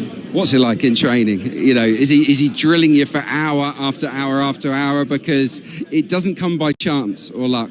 No, it's not like hour by hour, but we stay a long time in the training ground, sometimes for hard work. But he loved the hard work. He loved the unity and the desire about everyone. So he is a great manager and top guy. Yeah. How excited are you about playing Premier League football? Yeah, I'm excited. Honestly, that's the best league in the world. So everyone is excited about playing Premier League. So that's a really good time. And I know Burnley is a Premier League Premier League club. So that's very good, honestly. Yeah, I mean, at times you've made Championship football look very easy. You're certainly ready. You feel ready for the step up. And do you think the team in general is ready to cope okay in the Premier League? Honestly, we will see. We will see next season.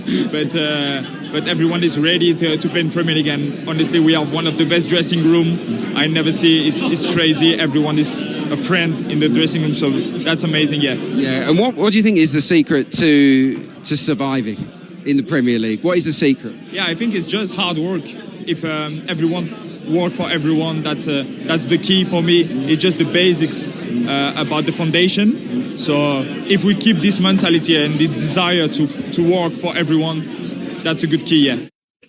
So it will go right down to the wire. Burnley defender Maxine Esteve there talking to Adrian Clark. Leeds certainly doing their part so far this evening. Burnley on the final day will try and take it right down to the wire, as I mentioned. We're going to have it all for you here on TalkSport 2. Coventry City versus Middlesbrough is our main game, 12:30 exclusively on Saturday. Faye Carruthers will be at the Hawthorns. Ian Danta and former Scotland striker Chris Uluma on commentary, but we'll have all the goals as they go in, including big drama at the bottom on the final day of the Championship season. Remember, the final games in League One and League Two will be covered for you over on TalkSport as well.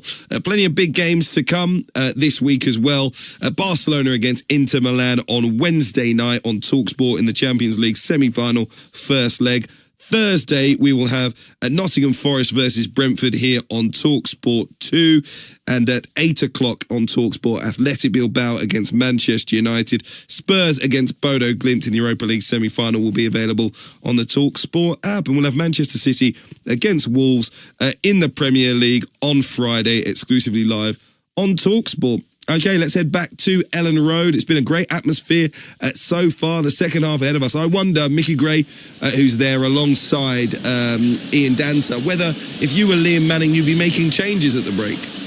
Well, I'm watching the most bizarre warm-up if they are going to make a change at half-time, and it's Sinclair Armstrong, who looks like he's going to come on for Bristol City in the second half. But he came out, basically got across the touchline right in front of him, next to the dugouts. Did about a keepy-ups for about 20 and then just kicked the ball towards the Leeds United supporters.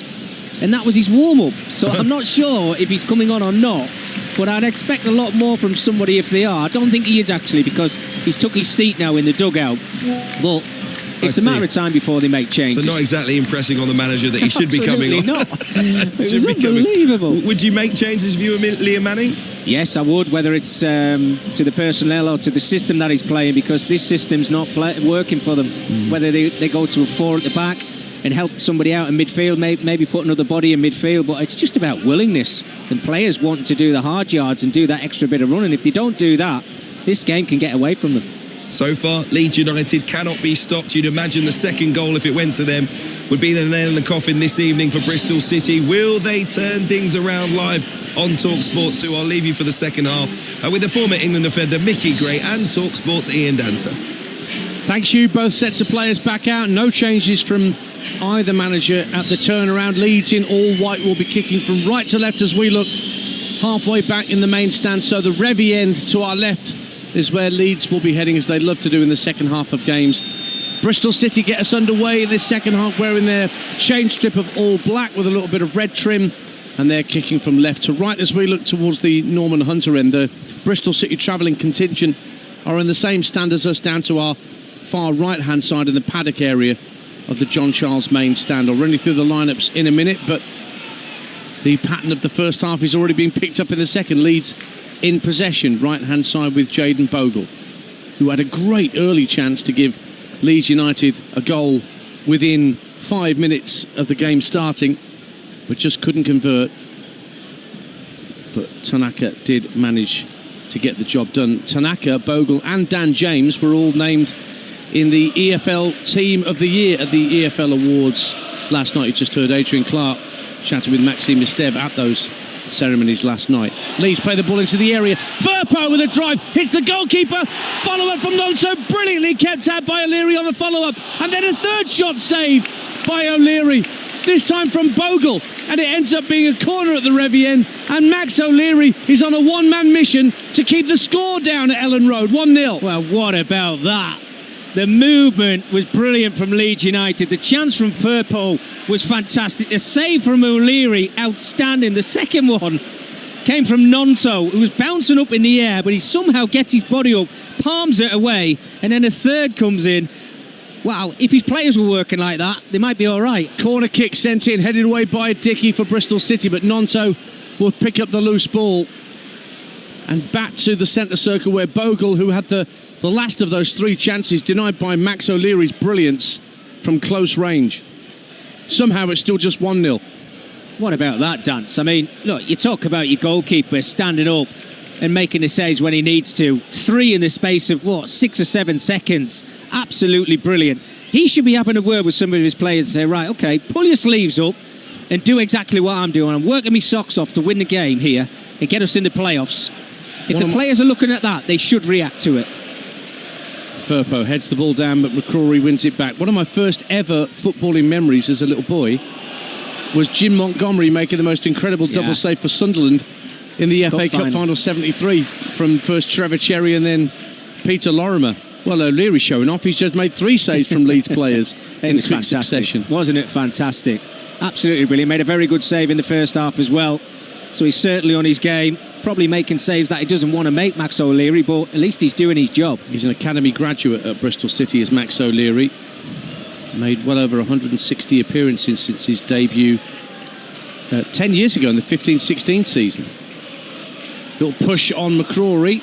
So the lineups: Darlow in goal for Leeds, Bogle, Roden, Ampadu, Firpo, Tanaka, Gruev, Nonto, Aronson, Solomon and Peru. For Bristol City, O'Leary the keeper, Tanner, Dickey, Viner, and then McCrory, McGuane, Knight, Roberts, Bird, Earthy and Wells. Foul on Naki Wells on halfway, and a yellow card for Ao Tanaka. So a goal and a caution for the Japanese midfielder. Yeah, he won't worry about that too much. Tanaka just a little bit late with his challenge there. Referee comes straight across, yellow card. He's not one, certainly not in this game. He hasn't really had to make too many challenges, has he? No. Ball's played into the feet of Naki Wells as Bristol City try and come forward, but Leeds win it back inside their own half. Manor Solomon just slips as he works the ball back to his keeper, Carl Darlow.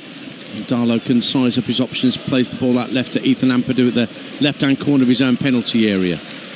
Lovely ball swept across from left to right, and Roden can elegantly move towards the halfway line in possession. Now feeds Nonto, who can scurry down the right-hand side. Bogle on the overlap. Also, Arison in the penalty area. Pulls it back to the 6-yard line, but Tanner, covering from full-back, comes across and puts it out of play for a Leeds United throw, 1-0. Well, Nonto played the pass, but I tell you how he was able to do it was the overlap and run from Jayden Bogle.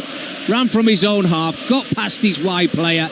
Then the gap started to happen. Brilliant ball in from Harrison. Just couldn't pick anybody out. But that movement's still there, what we saw in the first half. Yeah, it was not just an overlap, but an underlap as well. He had 2 options there, Willie Nonto.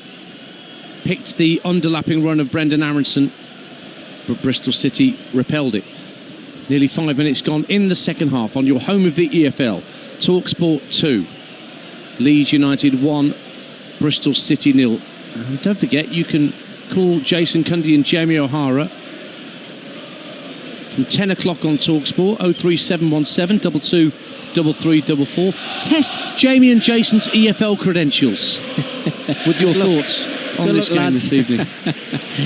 I see Bristol City are a little bit narrower in this second half, Dance. Peru trying to throw the ball through to Solomon. Can't take the ball at pace just inside the area, and it's a goal kick. You were saying, Mickey Gray. Yeah, they're very narrow now, Bristol City, and they're making Leeds go on the outside, which is going to help them. But look, the crosses are going to come into the box because they're going to get joy, Leeds United, with the 2 wide players they've got in Bogle and Firpo. But what he's doing is, it's asking questions now of the wide players. They're saying, right, quality, what quality have you got?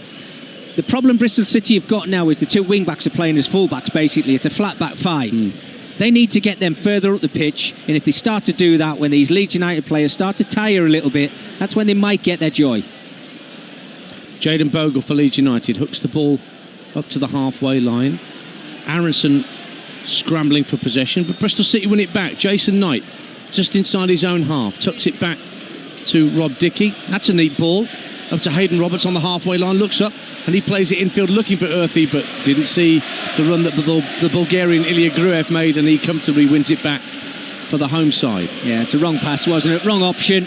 Needed to go in behind the back line of Leeds United there. Don't try and play those cute balls into midfield, because Leeds United they're bossing it in there at the moment. Give the ball away, and now they're going to be chasing it for the next 2.5 minutes. Well, it's the Bristol City players who are warming up now.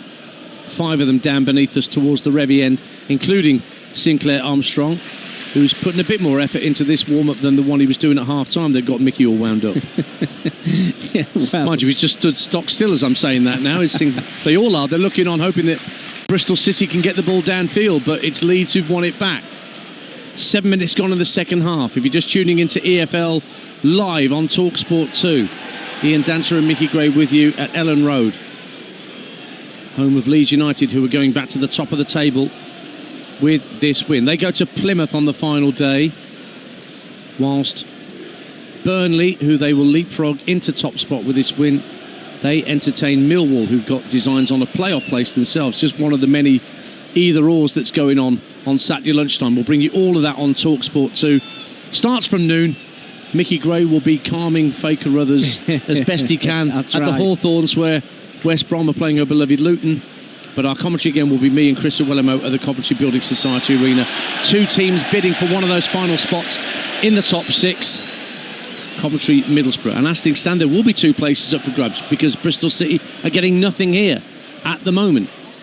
And they've got some defending to do. Brendan Aronson in the centre of the Robins half.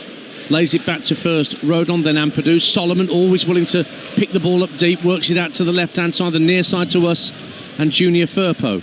Now, lovely ball from Solomon, finds Aronson in the area onside, twisting and turning, gets a shot away, it's weak and cleared away by Bristol City. Can they get it downfield and keep it in play on this near side? They can, through Max Bird. It's a lovely approach play from Leeds United, Mickey. It was. I mean, was Aronson a little bit too greedy? Could he have laid it off again first time? He had a couple of runners just on the outside of him, tried to chop it onto his right foot, and the chance had gone then. As Bristol now are on the attack, it's starting to open up the game for the away team. George Earthy in the inside left channel for Bristol City. Plays a short 1-2 with McGuane.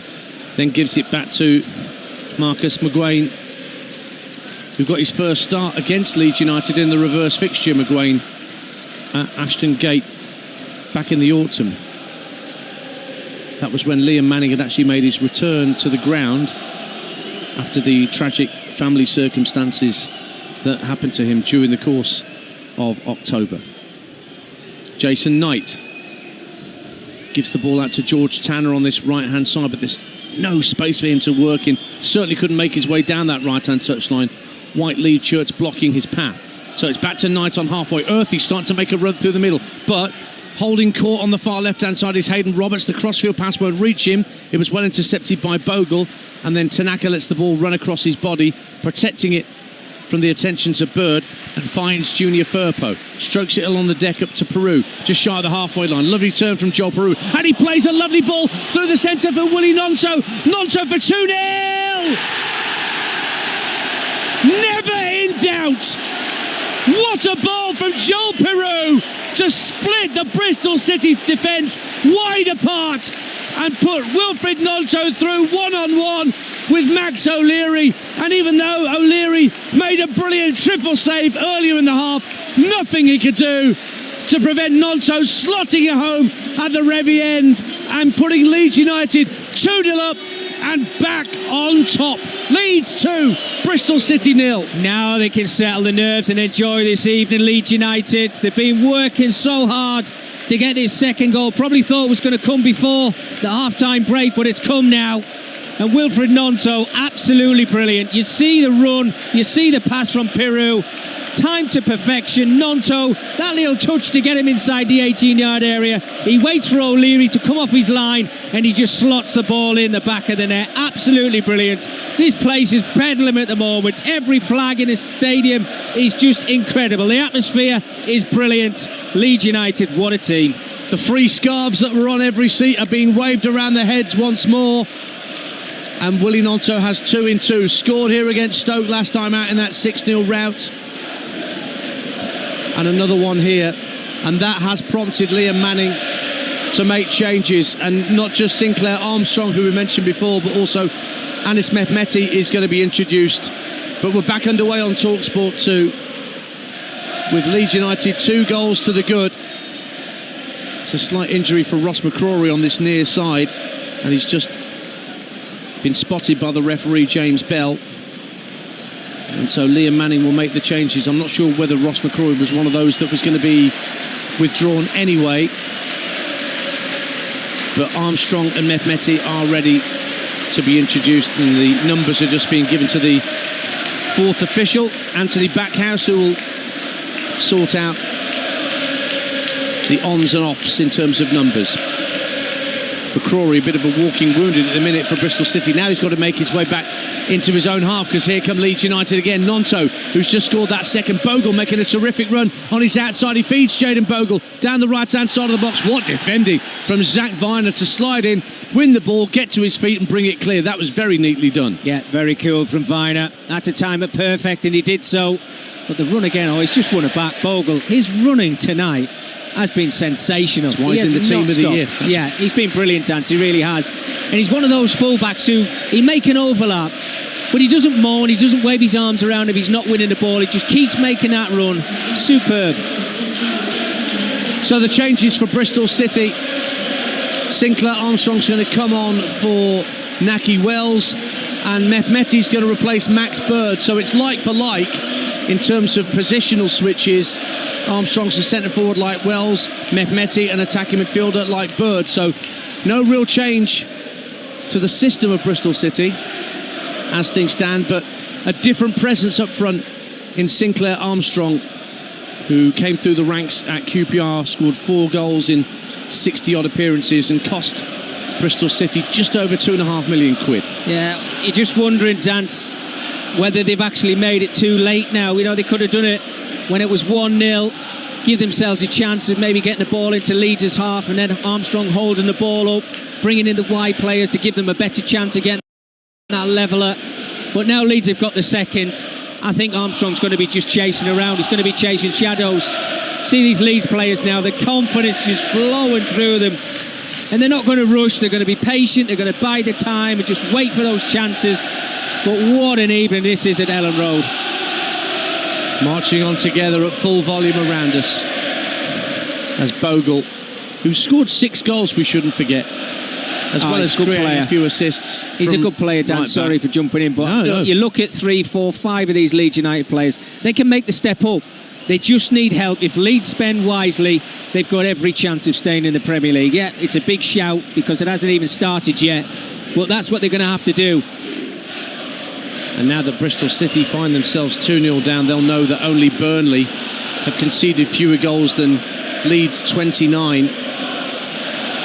Burnley have only conceded 15. Yeah, that's miserly. Incredible. And that's why James Trafford, Maxime Esteve and CJ Egan-Riley were all in the EFL Team of the Year. I bet there'll be every away seat taken at Home Park on Saturday lunchtime with Leeds fans travelling down. It's a long way down there for a 12:30 kickoff. Oh, they won't mind that, Dance. It's party time. It's party time at Ellen Road tonight. This is why we love the Championship. Leeds 2, Bristol City 0 as we approach the hour mark on your home of the EFL, where every playoff game will be live along with TalkSport once we get into the month of May. Deafening noise as Solomon drifts down the left-hand side, gets into the area via a deflection to the dead ball line, tries to pull it back, and McCrory, who seems to have run off that injury, concedes a corner kick. 2-0 Leeds United. Great play again, isn't it, from Solomon? Gets that little bit of good fortune, but he's been at it all night, trying to get to that byline, just loses his balance a little bit, doesn't he? But the energy levels and the tenacity to get there, superb. I think that's 11 corners for Leeds United. Wow. As we move into this second half. At the Revie end, Solomon, right-footed, drives it into the near post, flies across the penalty area through a forest of legs. And Bristol City are able to get it clear through Hayden Roberts, but he can only find Nonto, who's tracking back towards the halfway line. You're listening to Leeds 2, Bristol City 0 in the EFL Championship. Live on TalkSport 2 with McDonald's. Order McDelivery on the app and get yourself rewards points. 18 plus. Participating restaurants, delivery fees and terms apply. See mcdonalds.com. Mickey Gray's alongside me, Ian Dante here at Ellen Road. And as usual, when Leeds United are going well, you can barely hear yourself thinking here. It's brilliant, isn't it? They're a great addition to the Premier League. I know that's been said before, but as I mentioned earlier, Dance, they can't keep being that yo-yo team. Up into the Premier League for a season and then straight back down again. This club's too big for that. It really is. One club city, great fan base, brilliant place to play your football. And if they get it right, this place, they can go places again. Well, I wonder, with Parag Mirat here tonight from the board, whether this display is giving him cause for optimism that Daniel Farke's methods and his system and the way he wants his players to play is attractive to the ownership group, and they are going to be more than happy to keep the German on as he bids for a third championship title success. He won the title twice at Norwich, and he actually said that even though he only spent 8 million on players at Norwich, they still finished with 22 points, which is more than any of the current bottom three have got in the Premier League this season. Yeah, I understand where he's coming from, but I watched them when they came into the Premier League dancing. I just think he got it wrong, trying to play out from the back like we see a lot of sides do this time around. We've seen it with Southampton under Russell Martin, and it wasn't working, and stubbornness sometimes can get the best of you, saying I'm not going to change my ways. Well, look, it's the Premier League. It's a completely different animal to the Championship. You have to try and work to what's in front of you and try and get something out of the games. 62 minutes gone. Leeds 2, Bristol City 0. On TalkSport 2, Manor Solomon drifts inside from George Earthy, midway point of the half, finds Peru, lays it off to Aronson, rolls across to the right side of the box. Nonso unselfishly trying to pull it back across the face of goal for a teammate when he could have gone for goal. Admittedly, the angle was tight though, Mickey. Yeah, Aronson, could he have had a shot himself? It worked the angle really well. It was one pass too many for me. I know Nonso was in a more advanced position, but he's inside the 18-yard area. Get your laces through it. Ask questions of O'Leary and that Bristol City goal. Well, he's won a corner, Wilfried Gnonto, where the Revienne meets the Jack Tarleton stand opposite us. And the Bulgarian Ilya Gruev has gone across to take this corner, be a left-footed in-swinger from the midfielder. Will he take it short to Gnonto? He dummied to, but Mehmeti was out there to keep an eye on Gnonto, who's now drifting into the penalty area. So in it comes from Gruev, onto the 6-yard line. Heads go up, Firpo heads it wide, and falls to the turf in despair, thinking he should have got that on target. He rose highest of all, but couldn't direct his header goalwards. Goal kick, 2-0. Yeah, it's a great ball, isn't it? See Firpo just getting away from his mark. A little nudge on him, maybe made it a little bit more difficult for him, but it nearly did creep into the far right-hand corner. But brave from Firpo to try and get above everybody. Super header. It's been a busy day of sport across the network. We had that fight announced. Usyk against Dubois, the rematch. And if you go to the TalkSport app that's been upgraded, loads of new stuff on there. There's loads of video content on there that you can check out, including when Usyk and Dubois were on White and Jordan with Martin Keown today. God, that must have been a cramped old studio with the 5 of them in there. TalkSport app, free to download for your phone, and it's had one heck of an upgrade. But loads of the stuff you already know on there. Listen to live radio, catch up with Listen Again. There's our live games tab, so you know what live football we've got coming up for you. Podcasts and our video content. Oh, just seen Mehmeti there losing one of his pink boots. Now, hang on. Let's not talk about coloured boots, because I saw the ones you were wearing yesterday in your charity game. Yellow, weren't they? Canary yellow? You've got to try and stand out dance. I haven't got the long hair anymore. Remember I was at Wolves and the pink boots had just came out in that period, and Mick McCarthy said, "Do not want to see a pair of those pink boots at this stadium." That does not surprise me about Mick one little bit. Free kick to Bristol City. Out on the far touchline, they're attacking the Norman Hunter, and this can be worked into the box from that far side. There's plenty in that penalty area. Mehmeti standing over it.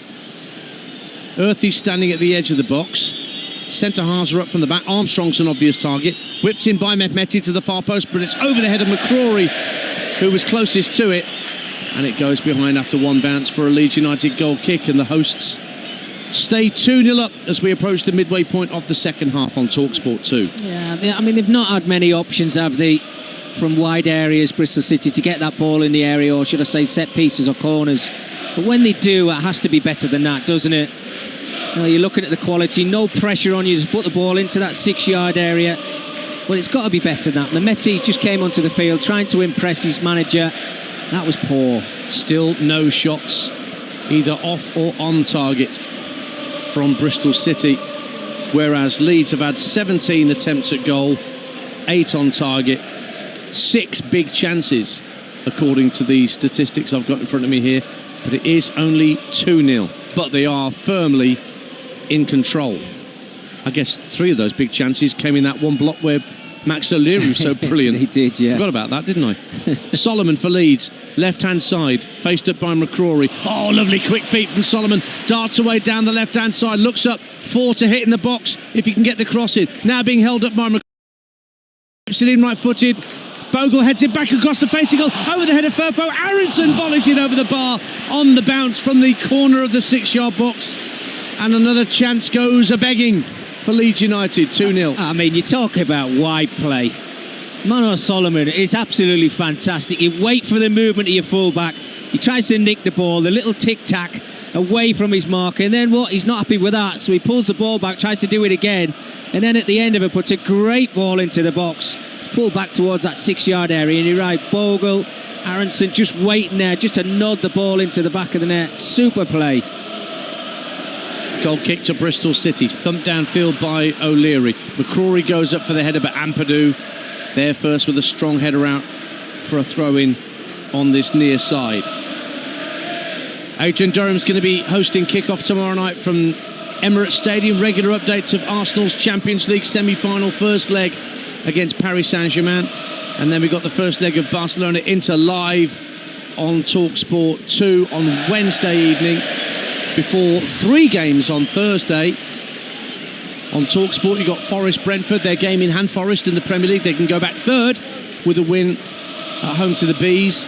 And then from the Europa League, we've got Athletic Bilbao against Manchester United on TalkSport 2 at 8 o'clock on Thursday. At the same time, on the new improved TalkSport app, you can check out commentary of Spurs against Bodo Glimt in the Europa League as well.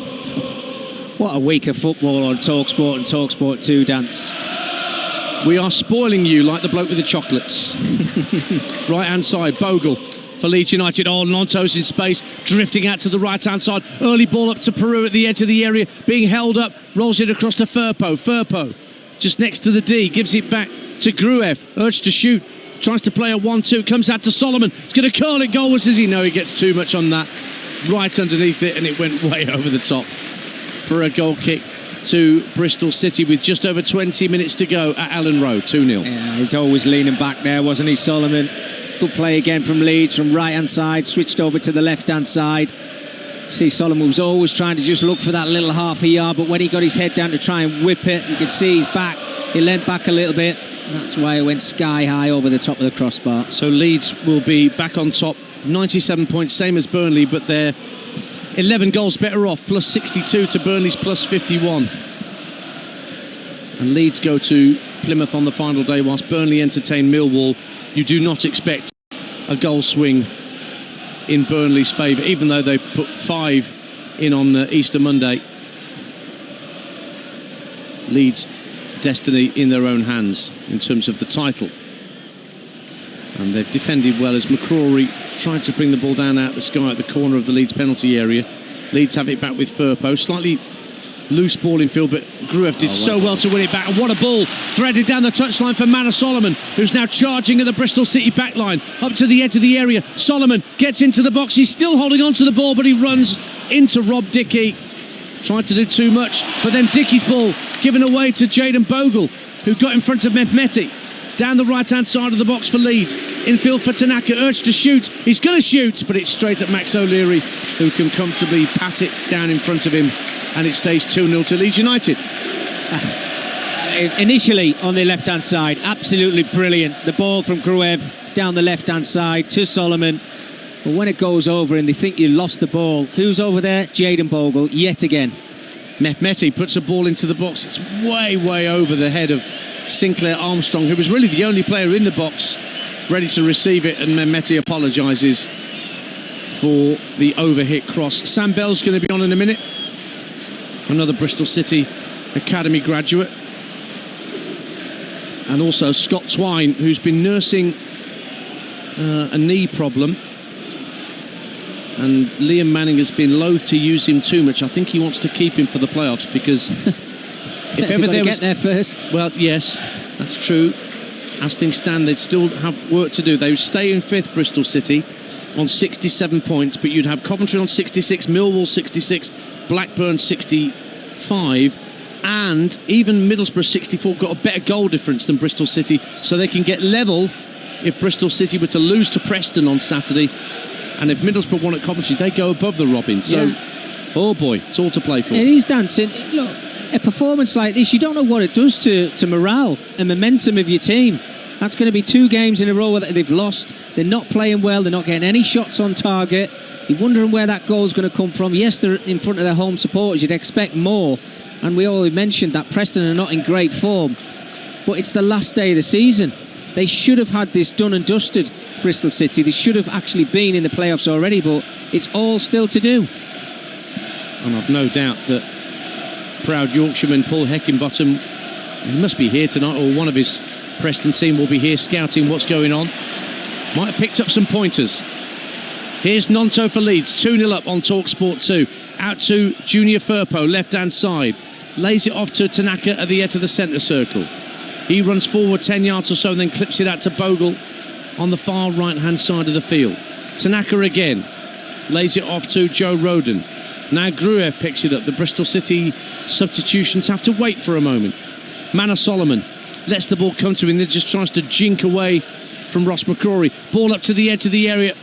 Offside flag goes up against Junior Firpo. That will allow the changes to be made. Twine and Bell coming on. Earthy is coming off to allow Twine to come on. And Sam Bell is coming on for Ross McCrory, who I mentioned picked up a bit of a knock earlier in the half. TalkSport breakfast back in the morning from 6 a.m. You got Shabana Hearn with early breakfast at 5 if you're a proper early bird, and then Ali McCoist and Andy Townsend looking after things from 6 a.m. with guests including Lee Dixon and PDC dart star Stephen Bunting, as Bristol City win a corner. A rare corner, might be their only corner of the game, I think, and they're taking it quickly. Scott Twine puts the ball into the box. It's headed away by Tanaka. Drifts out to Sam Bell, his first involvement on this near side, the Bristol City right. Gets up to the right-hand corner of the area, drives at Firpo, digs out a decent cross, headed up in the air by Dickey, volley towards goal, but wide by Twine. His first proper involvement, can't connect with the volley as it dropped out the sky, and it's a goal kick to Leeds. Got to be careful with Scott Twine, though. He doesn't deal in tap-ins when he scores. They're almost always 35-yard thunderbolts, it seems to me. Dan, I mean, to be fair, if he connects with that one right, it's coming out of the sky, it would be a decent finish, because it's on the half volley. It's just his timing of his finish is really, really poor. I just wonder why they took that corner so quickly. Yeah, it nearly came off for them, but wait until everybody's set. Get some centre-halves into the 18-yard box, because they've not defended too much tonight. They've just been all over the place. Give them a chance to go and get themselves back into this game late on, yes, albeit. But it was a quick corner. It was, Bristol City had 2 players in the box. So hard to pick out one of your teammates. You've missed none of the action, by the way, because Jayden Bogle's been down for the last few minutes. You know what we want now, don't you? You want Harry Gray, don't you? Yeah, I do. I think it's perfect for him. Give him a little bit more game time. 15 minutes at the end of the game with a bit added on at the end as well. I want to see what he's all about. I'm not sure you're going to see him quite yet. I mean, Bogle, he might be being replaced here. I mean, Joshua Gilavogi is a potential player that could come on. Not sure whether he was summoned back to the bench by Daniel Farker just then. Anyway, back underway. Less than quarter of an hour to go. Leeds United 2, Bristol City 0. Leeds going back to the top of the Championship, and they will be ahead of Burnley on goal difference, ahead of Saturday lunchtime's final day of action live on TalkSport 2. Coventry Middlesbrough are Coventry centrepiece, but we'll have reporters at all the key games in the Championship, with the playoff and relegation issues and the issue of the title, I should not forget, to be decided, because it's definitely to be decided as things stand. What do they do with that trophy, the dance? Is it going to be in a helicopter? Helicopter job, innit? Or do they have one made of chocolate? Have they got a replica? Yeah, a replica made of chocolate or something. Right, okay. Try and pass it off as the real thing. It's not a hot day. It may well be, based on the forecast I've seen. Ball floated into the Bristol City area, headed away by Tanner. Nonto nods it down for the effervescent Tanaka. Nonto again, centre of the Bristol City half, lays it off to Gruev, calmly rolls it back to Ethan Ampadu. changes will be made. Patrick Bamford's going to come on, and Laji Ramazzani, I think, is the other player that's going to be on for Leeds United sooner rather than later. So Mickey Gray does not get his wish. But it's not your birthday anyway, so you don't get a wish. Scored yesterday, deserve it. You keep going to go on about scoring that goal, honestly. Yeah. I suppose. How many did you score in your career, professional career? It was my right foot dance. Oh, that's what counts, right? Of course. Okay. You scuffed it, right? You went to hit it with your left and it bounced in off your right. Probably. Bristol City trying to get a foothold in this game. They've got 13 minutes to try and put the nerves up Bristol City, Leeds United, and they've got Twine trying to slide it through for Sam Bell. Mehmeti picks it up at the edge of the area but runs into Ampadu, who stays on his feet, classily wins the ball, drops his shoulder to get away from a midfielder, and Leeds United have it back. Yeah, it's great, isn't it? All the plaudits when they've got the ball and their movement in those forward areas, but defensively, Firpo throwing his body on the line. You've got Bogle getting him back into a really good position, making it really hard, and then Ampadu, just cool as a cucumber, wasn't he? Absolutely brilliant, calm as you like, and look, the Olays have started now. Yeah, every completed pass getting the cheer. Bamford and Ramazzani wait for their opportunity to show what they can do. There's still 12 minutes of normal time to play here at Ellen Road on TalkSport 2. Firpo on halfway, lays it back to Gruev. Now across to first Rodon, then Ampadu.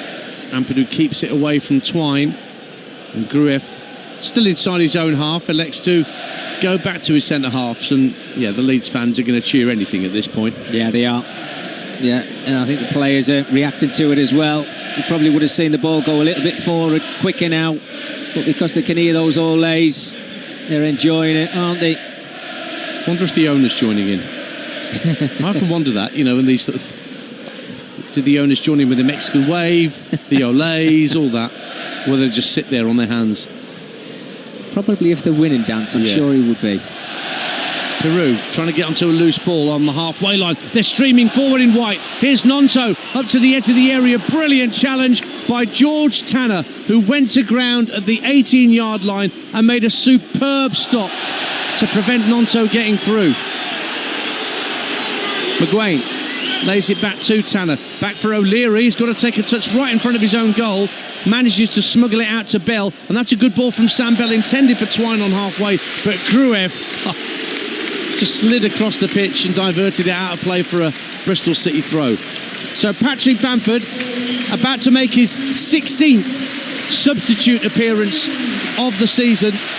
Hasn't started in the Championship all campaign, Patrick Bamford, but he's going to get a run in place of Joel Peru, who doesn't add to the 4 goals he got here a week ago. Yeah, just freshening it up, giving players the opportunity, and Bamford, been a difficult season for him, hasn't it, with injuries and lack of game time. I mean, just listen to that reception. 7 or 8 years now he's been at this club, and he scored a lot of goals, so I think the respect's still there. You just wonder, moving forward, Dance, is he going to be somewhere else plying his trade?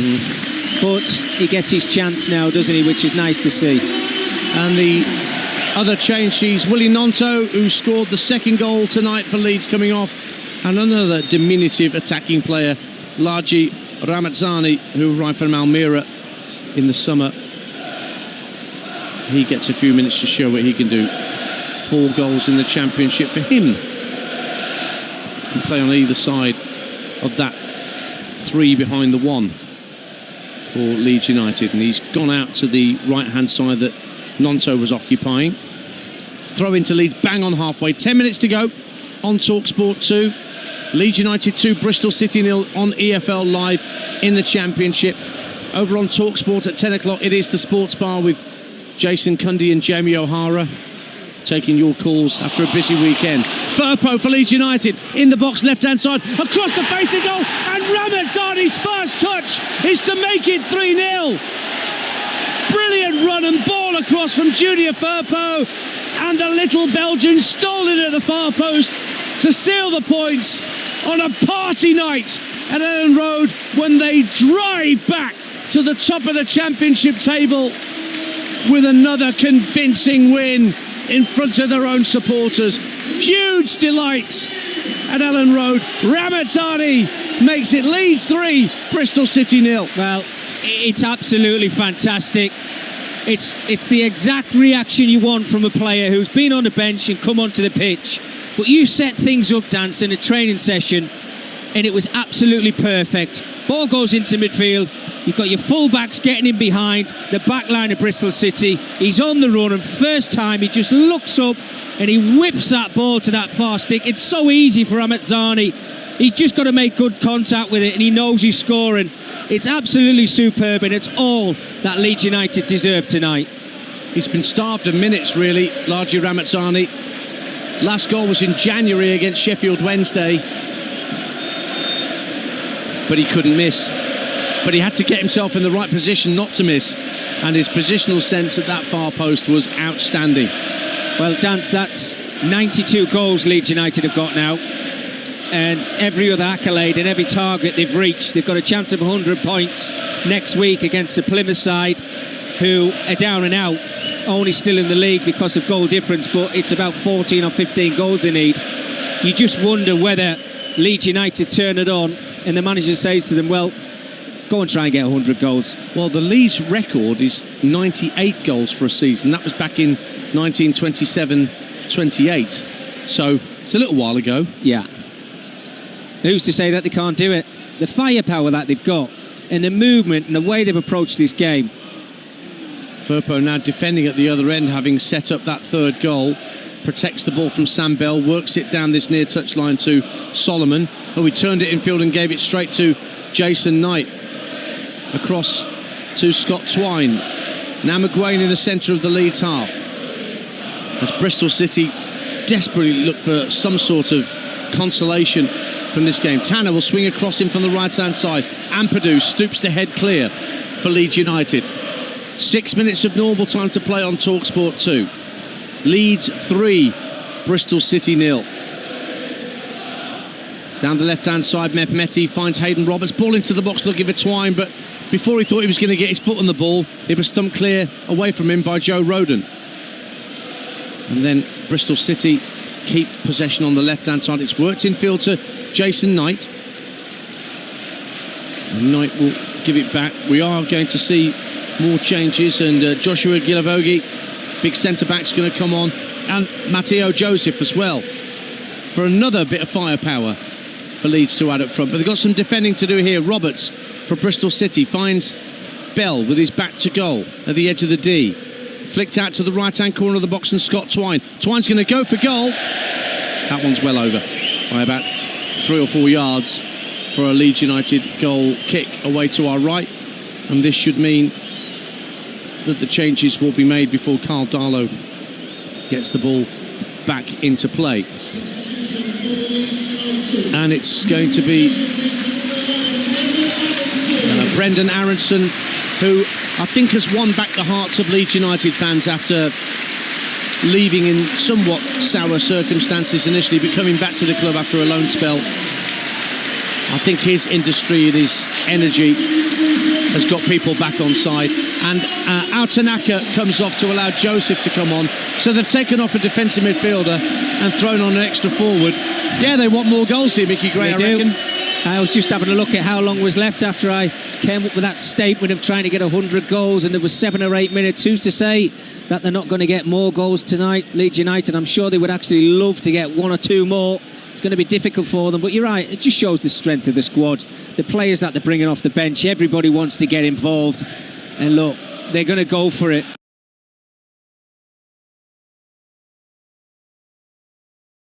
I said before, what a target that is to try and set yourself. Get 100 goals at the end of the season. 100 points, 100 goals. Not many sides in the Championship have done that. Giavogi's come on, who, much like Bamford, is making his 16th substitute appearance in the Championship and hasn't started a game in the league this season.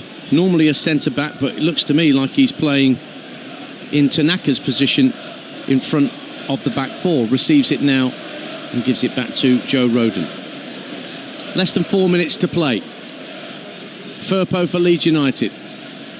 They're going to have a lap of honour at the end of the game here, and boy oh boy, nobody is going home. Nobody has left their seat Might be a few Bristol City fans that have drifted back to the coaches, but the Leeds fans, not a bit of it. They're sticking around, Mickey, aren't they? Yeah, they're going to enjoy every single moment of it. And why not? And this is why supporters come to watch their team week in, week out. This is why players play football week in, week out. For moments like this, successfully got themselves back into the Premier League last time out with a 6-0 thumping. And they just want to add to that. They want to keep this momentum going. It's brilliant. 36,310 inside Ellen Road. Give it a few years and they'll be hoping the attendance is nearly 20,000 more than that. Yeah. With the plans being unveiled this afternoon online by Leeds United to expand Ellen Road. Leeds trying to expand their midfield and they work it through to Ramazzani into the area, tucks it back to the penalty spot. Joseph can't get the shot on target. Given back to Bogle. Floats the cross in, headed away by Dickey. Only as far as Gilavogi. Finds Gruev. Gruev into the box. Ramazzani turns and shoots, and a good save low down at his near post by O'Leary. Keeps it down to 3-0 to Leeds United. Oh, what a Could move. have, maybe should have been 4. Yeah, you're right. Ramazzani, I think he could have got his shot away again early. The ball through to him. You see his pace to get away from him. He got the chance to have the shot. Tries to chop it back onto his right foot. There's players waiting there just to pop the ball into the back of the net, but it needed to be better quality. It was Joseph who was just behind him a little bit. But again, movement from Leeds, excellent. Sam Byram's going to be on as well, so Mickey Gray's going to... Oh, he's going to spit his dummy out here, Mickey Gray. Sam Byram's coming on. I'm going home. Means no Harry Gray. And the change has been made, and it's a straight swap. Junior Firpo is going to get a few minutes rest. Great setup for the third goal tonight from Junior Firpo. And they will stand to applaud the number 3, and he's off, and Sam Byram will come on and get a few minutes in his place. Came back to Leeds United. He was a youth player here, then spent a long time at Norwich City. You know, you're talking about, sorry, Dance, that Aronson move, you know, having to leave the club. I think that was down to FFP and stuff, wasn't it, with the club, and it just, the situation that Leeds United found themselves in. And I think it's great that he's been able to come back and prove what a very good player he is. And you're right, the reaction from the Leeds supporters to him has been excellent. It is possible that you can work your way back into football supporters' affections. Think of Granit Xhaka at Arsenal all those years ago. Remember that red card against Crystal Palace? Yeah, very much so. I thought there was absolutely no way back for him there. And the complaints at the end, you know, he's throwing his shirt, waving at the supporters. All that. Well, he got himself back in the good books, didn't he? Eventually. We're at the Emirates tomorrow night. Adrian Durham hosting kick-off. Regular updates of Arsenal's Champions League semi-final first leg against Paris Saint-Germain. They did for PSG at the Emirates in the Giant League stage earlier in the season, but they're a different beast, I think, now, Paris Saint-Germain, certainly since the new year. So we're about to find out how much added time we've got here at Ellen Road. The board goes up, an extra 4 minutes to play, but it's to that now. Leeds United in possession on halfway. 4 minutes on the board. Are they going to get 4 goals on the night? Well, they're away again down the right-hand side, Leeds, with Ramazzani. Early cross into the box, looking for Bamford, but it's deflected behind by Hayden Roberts for a Leeds United corner, and Bristol City look knackered. Well, they want the full-time whistle, don't they? I think everybody looked across at the fourth official there and saw 4 minutes go up, and the heads just dropped. They want to get off this pitch as quick as they possibly can and get on that M62 and start to drive home towards Bristol if they're going to take the coach. I believe they flew here today, actually, Dance. But look, it's not been their day. They've got one big opportunity next weekend, and it is a massive game now. Preston will be their guests at Ashton Gate on the final day of the season. Leeds corner, flicked on by Bamford at the near post, almost works its way through to Byram, who coming at the near post. Bristol City clear. Bogle collects it on halfway. Again, the Leeds fans say shoot, which is a little ambitious, although O'Leary is slightly off his line. But even Mickey Gray wouldn't try it from that distance. Good reach. Out it goes to Solomon on the left-hand side. Approaching the left-hand corner of the penalty area. Joseph tucks it back to Ampadu, and Rodon next to him. Sinclair Armstrong has barely had a kick since coming on as a substitute. Ball downfield bounces through to Max O'Leary. What have you spotted, Mickey? Well, I'm just hearing the singing Daniel Farker's name. And we've had that conversation in the build-up to this game, Dance, and the appreciation's there. I think that's fantastic. I really do. Someone get a camera on the executive boxes. See if they're applauding him. Standing ovation as well. Everybody's getting on their feet. I think that's fantastic. I really do. Huge appreciation for what Daniel Farke has done. He's on the verge of a third title success as a manager in the Championship. Brilliant effort. We played 2 minutes of the 4 being added on. Hayden Roberts coming forward for Bristol City, but Ramazzani back doing his defending. Sees it go out of play for a Robbins throw. And he's already having a little shake of the hands and a hug with Liam Manning, because I think Liam Manning's going to disappear down the tunnel pretty quick, sharp. Daniel Farke's still got his heavy coat on. He must be sweating cobs under there. It's not cold in tonight, is it, by any stretch? It's not. Bristol City have a chance with McGuane to drive the ball goalwards, and that's their first effort on target, which gets away from around us here at Ellen Road, but it was straight at Carl Darlow, who made a very comfortable stop. Yeah, some sarcastic cheers, I think, from the Leeds United supporters, wasn't there? But you're right, first shot on target, 92nd minute from Bristol City. My goodness, that is not good enough. Leeds in possession with Gilavogi. Plays it out to the right-hand side, and Jayden Bogle. Gilavogi receives it again. Well, that's a poor touch, almost allowed Armstrong in. But instead, Gilavogi just clips it across to Joe Rodon. Now Ampadu just jogging to the midway point of his own half. The job is done for Leeds United. They don't need to exert themselves anymore, although Joseph was just making a great run through the inside left channel, but not used.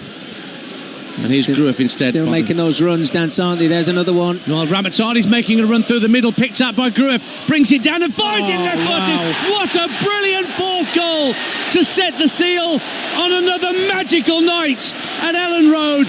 The ball over the top found Ramazzani darting in behind the Bristol City defence. It dropped over his left shoulder. He let it bounce and then drilled it low on the half volley past the helpless Max O'Leary, and that is the cherry on the icing on the Championship cake for Leeds United.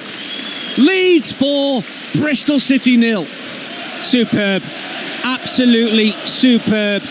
The patience you could see from back to front, waiting for those runs, and Ramazzani he takes a chance. He starts to make that run. I say, if you make runs in this team, you will get picked out. The diagonal's superb over the top.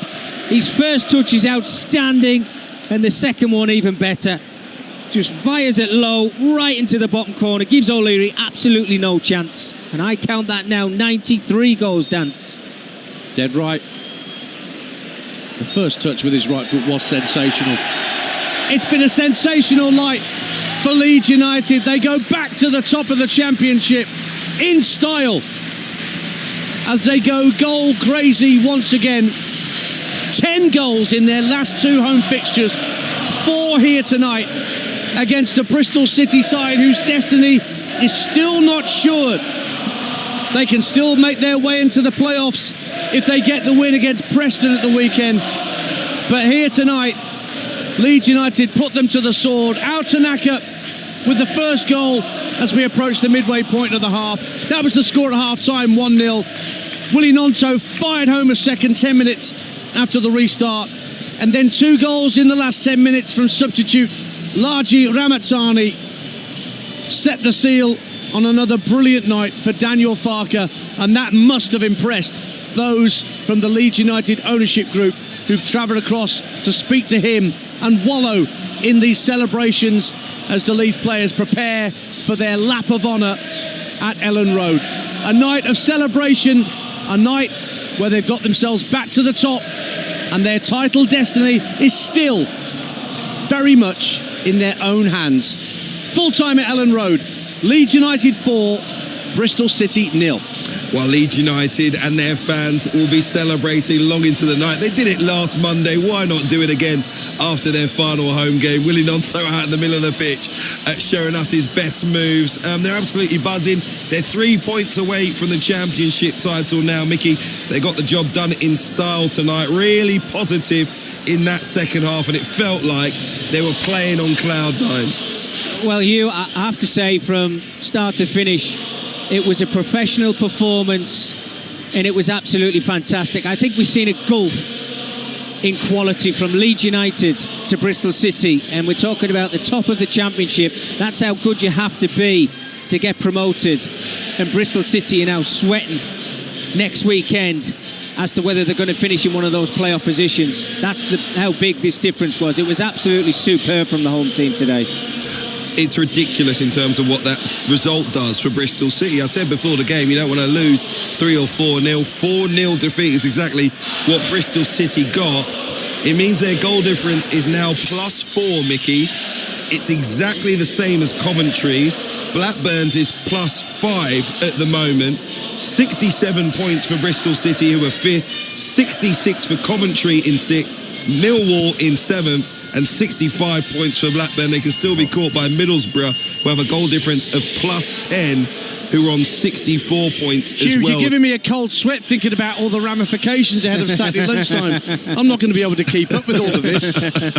Madness. I'm just highlighting. Hopefully you've kept up with me in terms of how close things are for Bristol City, but also just how damaging that result could be. I think that last sentence you've just given me there, Hugh, sums it up. It's the manner of the defeats from Bristol City against Luton Town and here today at Ellen Road against Leeds United. They came here this evening to spoil a party. Well, they spoiled their own party because that was not good enough.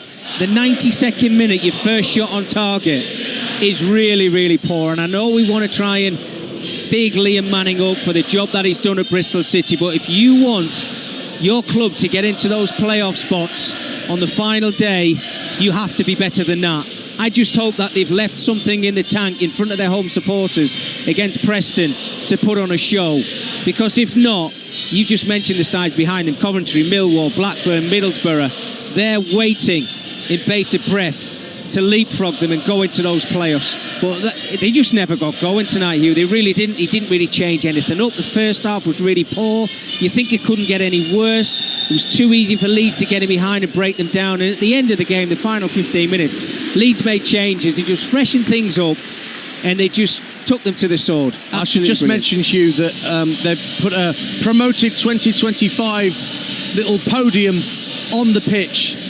Not a single Leeds fan has left to go home. They're all still here, ready to celebrate, and the players will be out shortly to crack the champagne bottles. They're not going to receive a trophy here, of course they can't, because they're going to have to wait till Sunday, but they get to celebrate in front of their own fans ahead of the trip to Plymouth on Saturday, and that's going to go off in the next, 4 or 5 minutes when the players are ready. They go to Plymouth, as you mentioned, to wrap up the title.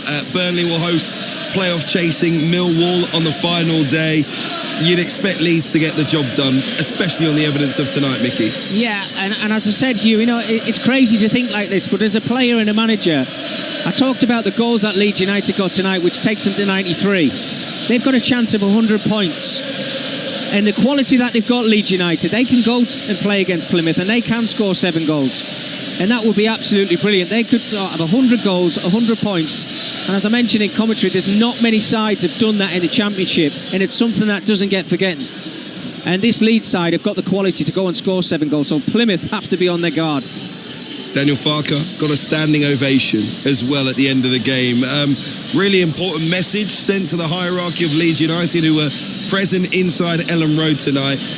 Not just the gratitude, I think, that goes towards the manager, thoroughly deserved in terms of what they've delivered this season. But we talk so much about momentum. It's not just momentum in terms of results. This is a football club that is together at this point in time, that are marching on together, that clearly are in a good place. Why would you want to disturb any of that? Well, Hugh, me and Dance, we didn't tell you this before kick-off, but we had a secret camera in the TalkSport studios and we seen you stand up. So contrary to what you said before kick-off, I think these Leeds United supporters really want Daniel Farke to be given the opportunity. I think Hugh's right. There have been a few little murmurings of discontent at times, Hugh. I think the decision to stick with Ilan Meslier as goalkeeper for as long as he did, I think that did irk 1 or 2. Yeah. But, he took the decision in the end to change things around and bring Carl Darlow in. Just 1 or 2 moments where, things have been questioned, but by and large, you can't argue, as Mickey says, with the fact that they're potentially going to score 100 goals this season and get 100 points. Yeah. I mean, there's Birmingham City fans I know who are complaining about the way we've done this season. We've been unbeaten at home all campaign. Honestly, there are some people who are not happy unless they're unhappy. Well, I think you look at Leeds United as a whole, Danson, as a squad, and Hugh as well, right? And you go, all right, okay, what's Leeds United's budget? Because a lot of clubs in the Championship, League 1 and League 2, they always say, oh, they've got the biggest budget. They should go and just breeze the Championship. It's harder to do than that. You can go out and bring the best players in, but you've still got to make them all gel together and be a good footballing side. And of course, in periods this season, they've had a bit of a sticky patch. But they have got one of the biggest budgets. They have got one of the best squads, if not the best squad in the Championship. So they are where they are, and they should be top of the table with one game to go. But the manager has still got to put those players together and get the best out of them, and that's throughout the whole of the season, through 45 games. He pretty much has done that. Dan, how does this football club sustain themselves for a tilt at the Premier League next season? You know, that they have been far and away such good quality, the most entertaining team in the league on their day. You know, they need to bring something different, of course, to the Premier League. They're not going to be able to play the same way. But what do they need to change to make sure we don't get another season where all three teams go back down and into the Championship once again? I don't personally think, and this has been talked about a lot, after 30-odd years of the Premier League, 2 seasons in a row where the 3 promoted teams have gone back down does not a trend make, in my opinion. That would have to be sustained for 4 or 5 seasons before I think this is a serious problem. I think Leicester, Southampton definitely had issues coming into the Premier League. Ipswich not so much, and it didn't work out for them either. But with Leeds, I think the same as any team here that gets into the Premier League, look through the spine of your team and strengthen. Find a goalkeeper, centre-half, centre midfielder and centre forward, because what we've seen tonight, some of the lovely football we've seen on the flanks, Bogle's work down the right, Firpo on the left, Nonto, Solomon, and then Ramazzani coming on. Lots of lovely maverick skill out in the wide areas. But when you ally that with the tenacity of a Tanaka and a Grueff in midfield, maybe somebody else, you've got Ampadu and Rodon at the back, pretty solid. It's another clean sheet here. Only Burnley have conceded fewer than Leeds. There's good signs here, Hugh. You don't stay ahead by standing still. Of course you don't. So you've got to box clever and find the right people to add to what you've got. But with Daniel Farke saying, look, I only had £8 million to spend when I got Norwich into the Premier League, maybe now he gets the chance to flex his financial muscle as a manager in a way that he's not been able to before. Would you agree, Mickey? 100%.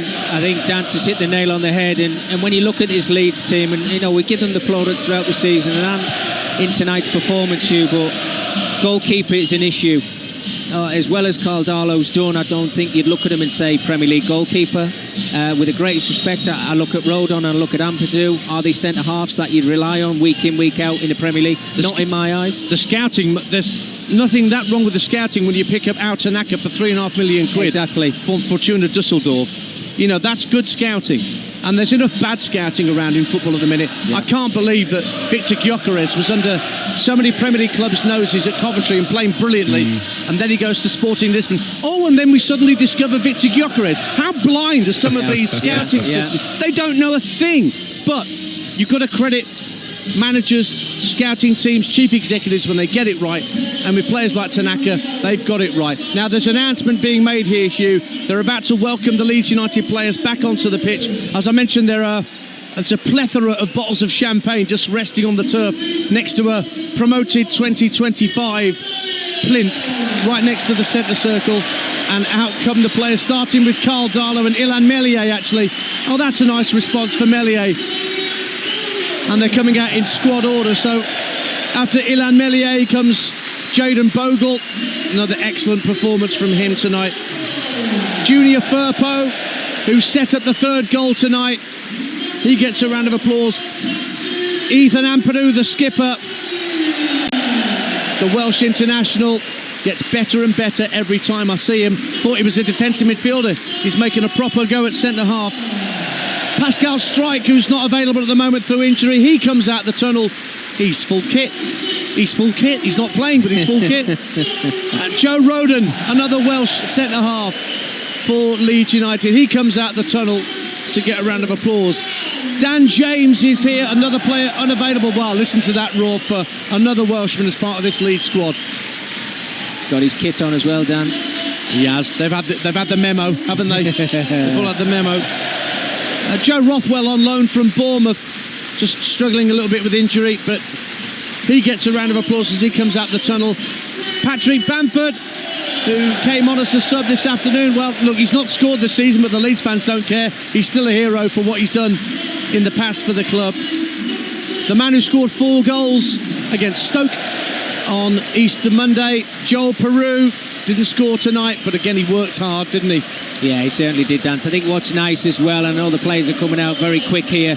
They're all going over and high-fiving the staff that they've got behind the scenes at Leeds United. Yeah. And that's a lovely touch. Brendan Aronson gets a round of applause. We mentioned the slight uncomfortable nature of his relationship with the fans when he left after relegation, but he's back, and he gets a nice round of applause. Manor Solomon, surely they must try and keep him at Leeds United and try and do a deal with Tottenham Hotspur, because he's been tremendous all night. Don't forget to shake the hands of the staff, Manor. There you go, he's remembered. He's about to walk off and leave and hanging, but he's actually remembered.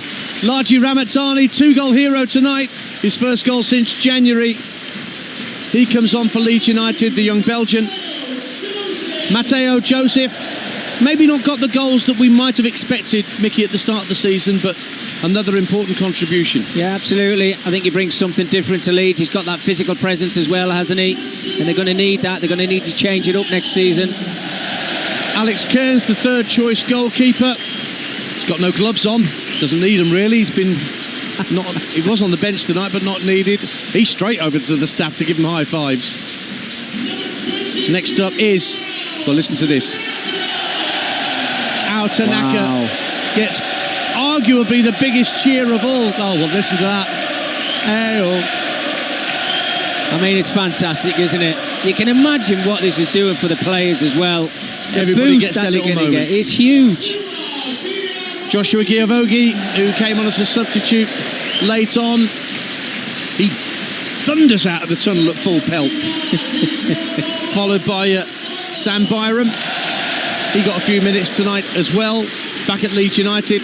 Began here, went to West Ham, and came back here from Norwich City. The man who's been #1 goalkeeper for the last few weeks, Carl Darlow. He's next out the tunnel. There's not many left, don't worry. There's another, 6 players to come out of the tunnel before they can crack the champagne. Willie Nonto.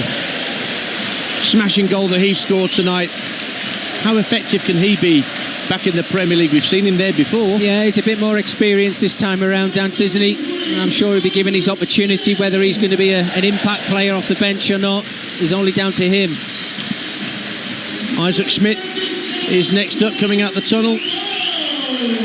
James De Bayo, part of the Leeds United Academy.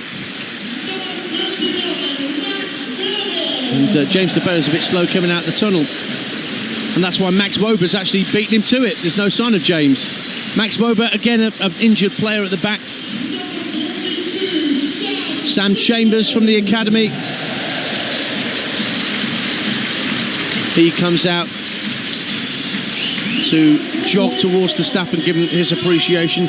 The Bulgarian Ilya Gruev, another important part of what's kept Leeds so tight at the back, protecting that back four. And again, you can hear the appreciation for him. And then the player that Mickey Gray was so desperate to see and was gutted not to, Harry Gray, who's got one of those yellow scarves that were on all the seats tied round his head. There's you for you. He's loving it though. He's fantastic. Absolutely lauding it. As well he might, Harry Gray. Out come the rest of the ancillary staff at Leeds United, and I'm sure Daniel Farker's going to get a moment as well. I'd be very surprised if he didn't. But all the staff are out there. The players have all massed behind that plinth by the centre circle. Some have got bottles of champagne, some have got little poppers to set little bits of pyrotechnics up into the air. Here comes the manager out the tunnel. Let's hear the cheer for Daniel Farke.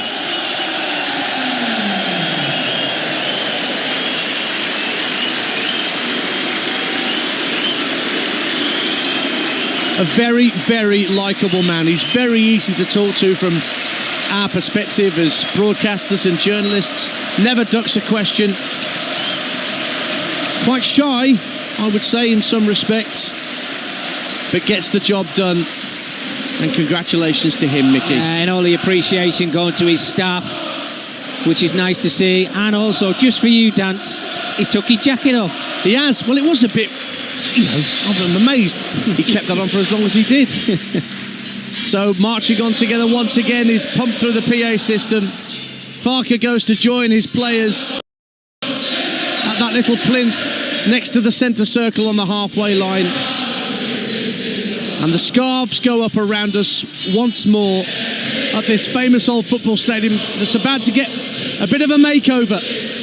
We'll see what sort of makeover the Leeds squad get in the summer, but they're preparing to open the champagne, set the party poppers off, and really get the party started in West Yorkshire. But I think they're going to let this song play out first before they get to that. I imagine this is one of the first thing any Leeds player has to do when they arrive here. Bet you did learn the lyrics to this song, right, Mickey? Absolutely. I think they get put under your door when you're in the hotel room on a Friday night. But it's fantastic. And I said, in the build-up to this game, it was